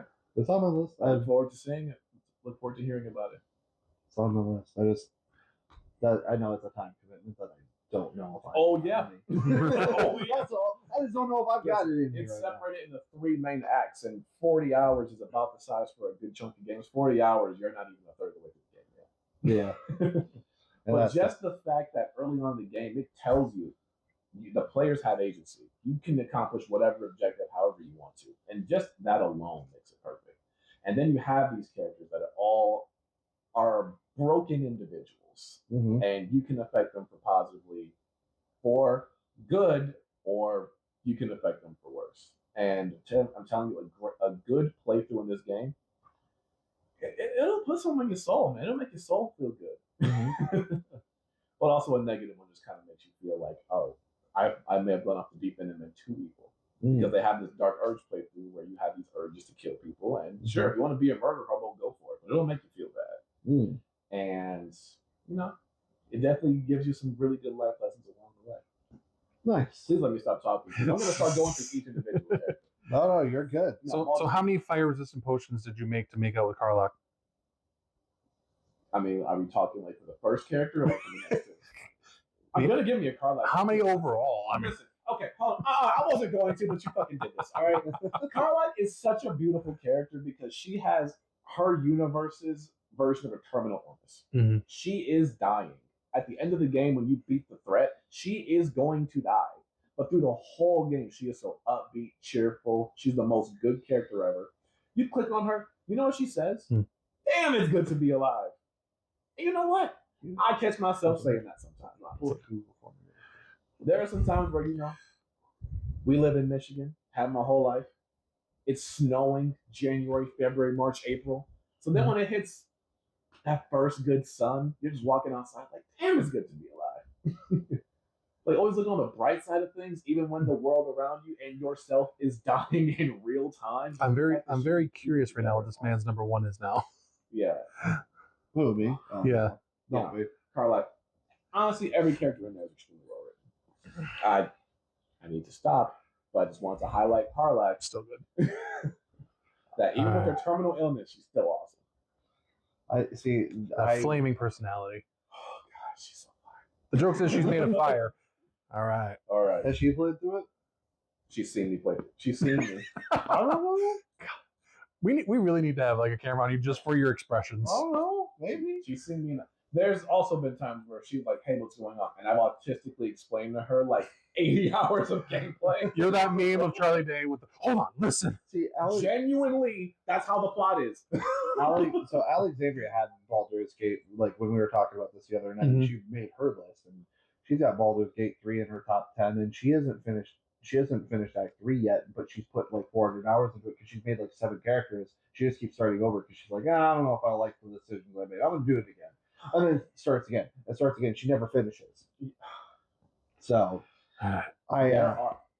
it's not like it's unlike any other game you've played. Like there are characters you can spare in Act 1 that will help you out 50, 60 hours later. Mm-hmm. You'll have no way of knowing that because the game won't even acknowledge it. Like in Fallout 3, like you'll see quest markers just be like, well, figure it out. And that's one of the ones that have much more of a deeper choice system. And this one, you don't even know. So genuinely, no 2 playthroughs are alike.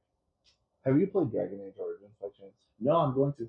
Okay, you'll enjoy it. But I will say that starting off with Baldur's Gate, like it has such a high budget for the combat, the cutscenes, the design, and all that. Yeah, you're going back combat system in a lot of ways. Like you want to push the Baldur's Gate button again for games like that, and you will find games like that, but they're not as what's the word, cinematically up there with Baldur's Gate. Yeah, no, they're not up there. So it's definitely, like you said, a step back. It's going to be a step back, especially because that was like 06, I think it came out. The world building, the lore, Origins, yeah. I think it was late 2000s. I thought it was like 06 because I thought 2 was like 09. Are you thinking of Inquisition? No, Inquisition was 2014. That one game of the year that year. Okay. Yeah. That's why I think Origins was like 06, 07. I think Origins was like 08, 09, and then maybe 2 was like 11 or something like that. But either way, I don't want to sell Baldur's Gate 3, but it changes you forever. It's a phenomenal 10 out of 10. I mean, it's my main promotional like piece in my living room right now, the box edition. And I need you to play it. Time commitment. James is number 1. That's enough out of me. All right, my number 1. This one's a little bit more of a nostalgia pick for me. Last of Us Part 2. No, Chrono Trigger. Woo! Yep. That's why I figured you would have guessed it. So Chrono Trigger is like the original My brain, I don't RPG that like really broke it into the mainstream, and honestly, it kind of set the standard for JRPGs that went forward. It has every trope of giving you multiple playable characters in the party, a really cool story. You time travel within the game, and there's really multiple endings. Technically, your death is an ending because then you get a cutscene of like the world ending. So, and it can happen pretty early on. Like as soon as you know about the world threat, like that ending becomes a thing. You can also beat the game. Technically, you can go fight the final boss like 7 hours in. Good luck, but it's a thing. You can do it. But each character is really, really unique and falls into their own like JRPG tropes. Like, and they like really created the tropes. Like it's like the origin of like you've got this really smart character who is going to fight using tech. You've got this really bubbly character who's kind of silly. You've got this character who is just all brawn and everything like that. You've got this really stoic, heroic character, and then the silent protagonist, and it just does all those things really well. And then the game is just super long with multiple endings. You've got this mysterious bad character that if you play right, you can actually get him in your party at some point. They make a really bold decision with Chrono, actually, and there's some ties into like him being Jesus, and where you make some interesting extrapolations. But like Chrono actually, it doesn't matter, right? It's spoiler. The game's been out for 30 something. I was gonna say, it's Chrono dies. Spoiler like, for a game that's we were literally toddlers when this game came out. Yeah, like Chrono dies at one point, and so you can actually finish the game without him, or there's a way to bring him back through the time travel and some other stuff. But it just does all the things really right. And then like the open world at the end, there's all these, everyone has their own like secret end quest that gets them either their best move, their best weapon, whatever it might be, which is just, it's a trope that sticks to JRPGs today, that everyone has like their wrap up story in the open world. And I just love everything about it. It was like for me, it was like the first big boy game that I got through that was not super straightforward. Like there was a lot of text, a lot of reading.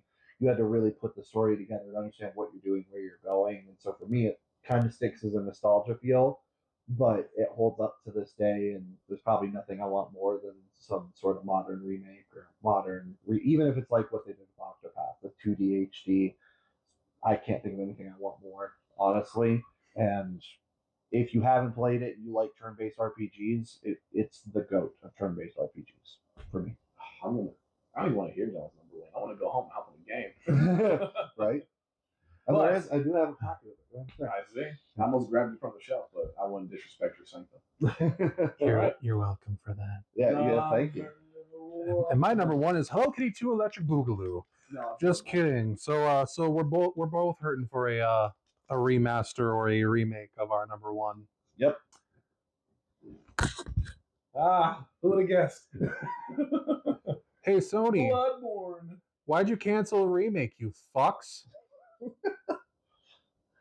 Actually, it's because FromSoft told them no, apparently, from what I heard. So yeah, Bloodborne, number one. God, this fucking game. I have 600 plus hours in this bitch. Oof. Yeah, like the PS5 says like 500 something, but I know it's more than that because the amount of time that I've played just Bloodborne during the pandemic alone makes it more than that. And this game, like overall music, overall accumulative boss fight, like quality level, the drip. It's not even no, you're not even getting armor, you're getting Victorian Gothic trench coats and top hats and monocles and glasses, and you're just eviscerating these beasts in like Gothic Victorian like Yarnum, and then come to find out fucking aliens and shit and like failed gods and all this stuff. And the weapon system, where every weapon is like 2 weapons in one. It has my favorite video game weapon of all time. I call it the pizza cutter. It is the whirligig saw, where it's a mace, but it's also a giant, like, spinning circular saw at the same time, where I can just hold the weapon and grind your ass up with that saw. No diddy. See, I was gonna let you slide. I'm tired. It's kicking in. But no, this is. Why you smell like Beyblade over here? Hey, yo. But no, like, all they have to do is just give this a 60 FPS patch. And on PC, I don't fucking care. Put it on They console. didn't even put it on PC, did they? Oh, people mod it. Oh, well, Sony tries to flag it down as much as possible, but it's like, just work with FromSoft and fucking do a remaster. That's all they have to do. FromSoft literally says that this is their damn magnum opus because it's that fucking good. And I always rock a top hat as much as possible because I'm a distinguished gentleman as I violate these beasts. But yeah, so that's my number one, and it's gonna stay that way. It's been that way for more than 6 years now. Nothing has replaced. Elden Ring got this close. I'm surprised Elden Ring wasn't one. Elden Ring got that close But Elden Ring wasn't even number 2. because it's not replacing Majora's Mask or RE3 either. So it wasn't this So close. it's a very. It was No, this I think it's this. I think it's a very compressed gap. It is a compressed gap, but It would have been, Splitting hairs. like I said, if it would have succeeded, it would just flip spots where Bloodborne would have been 4, Elden Ring would have been 1. RE3 at 3, Majora's Mask at 2. That's that. Majora's Mask was number 1 until I played Bloodborne. So So- we're not playing Hello Kitty on the adventure. Unfortunately, no. we're not playing. Specifically, I learned a lot about you guys doing this. Okay. You know, I've known both of you for about a decade now. I hate that you predicted Bloodborne like 8 picks ago. You fuck. I knew it was gonna be there. Yeah, but you were like, oh yeah, it's every pick. It's like, yeah. That one is Elden Ring and Dead Space. I'm trying to think if there was anything on your list that I wouldn't have predicted. I was at some figuring point, you were whether doing Dead Space 1, 2, and 3. I feel like it'd been more like placement than actual like what my list was. There's a lot of games that like I wrote down like 30 games. I would have put. I And I'm would have s- guessed Resident Evil 2 would have been over Resident Evil 3 Nemesis. Like I said, RE3 Nemesis has that nostalgia for me. Yeah, that's fair. I mean, outside of like Kingdom Hearts and Chrono Trigger, I don't think that I fall into the nostalgia bait a ton with my like full list, but I just go with the games that make me happy. As long as you can acknowledge that, yeah, this game was probably a lot more fun when I was a kid and didn't have a job. Like Destiny 1, I could never play again because there were times where I had to sit down, wait for a public event to happen, and it'd be like 30 or 40 minutes. Back when I had nothing but time on my hands, I could go throw some tater tots in the oven, just chill out for a minute. Then when I heard the noise, I'd rush in the room. I gotta go to bed. I gotta work in the morning. I don't have time to just sit here and grind 400 headshots for a weapon. I can't do it. Yeah, that's why I do it on my off days. No, you know what I do on my off days? that was a joke. We didn't have those. Yeah, yeah. You got me. Anyway, No, thanks for having me. Yeah. yeah, that was episode 10. Learned a lot about y'all, and by that I mean I predicted pretty quickly. You threw me off guard with Final Fantasy 7 being number 2 at first, and then it clicked in my head a little bit Honestly, later. like looking back on it, I would have probably moved Horizon further up the list because I forgot how excited I was about that game until I started talking about it. Like, You're like, fuck, this game is goated. I should have put Destiny lower so we could have just, talked about Destiny like the whole segment. Just Yeah, hijack the whole thing. yeah, but I mean, the Destiny 1 and 2 were so different too. So I in know, a lot of ways, but They came out at a very specific time in my life. So whenever I think of Destiny, I just think of those particular times. yeah, that's fair. Anyways, Anyway, hopefully. Go ahead. I was just gonna say, hopefully everyone enjoyed having a guest because we're gonna continue to do this every 10 episodes. Yeah. Cool. Hey, whenever you guys want me back, I'll be back. Yeah. Yeah, you'll be back next time because our next guest is actually right off camera right here. Yep. We'll figure out what we're going to talk about in due time. I think that was. I thought we were pretty convinced that we were going to talk about anime, but Spoilers? wow. Oh, Yeah. no. Anime talk on the anime pod. Damn. Yeah, what a world. Oh my goodness. Yeah, I'm pretty Want to sure. narrow it down for a minute? We'll talk about shonen anime. Thanks.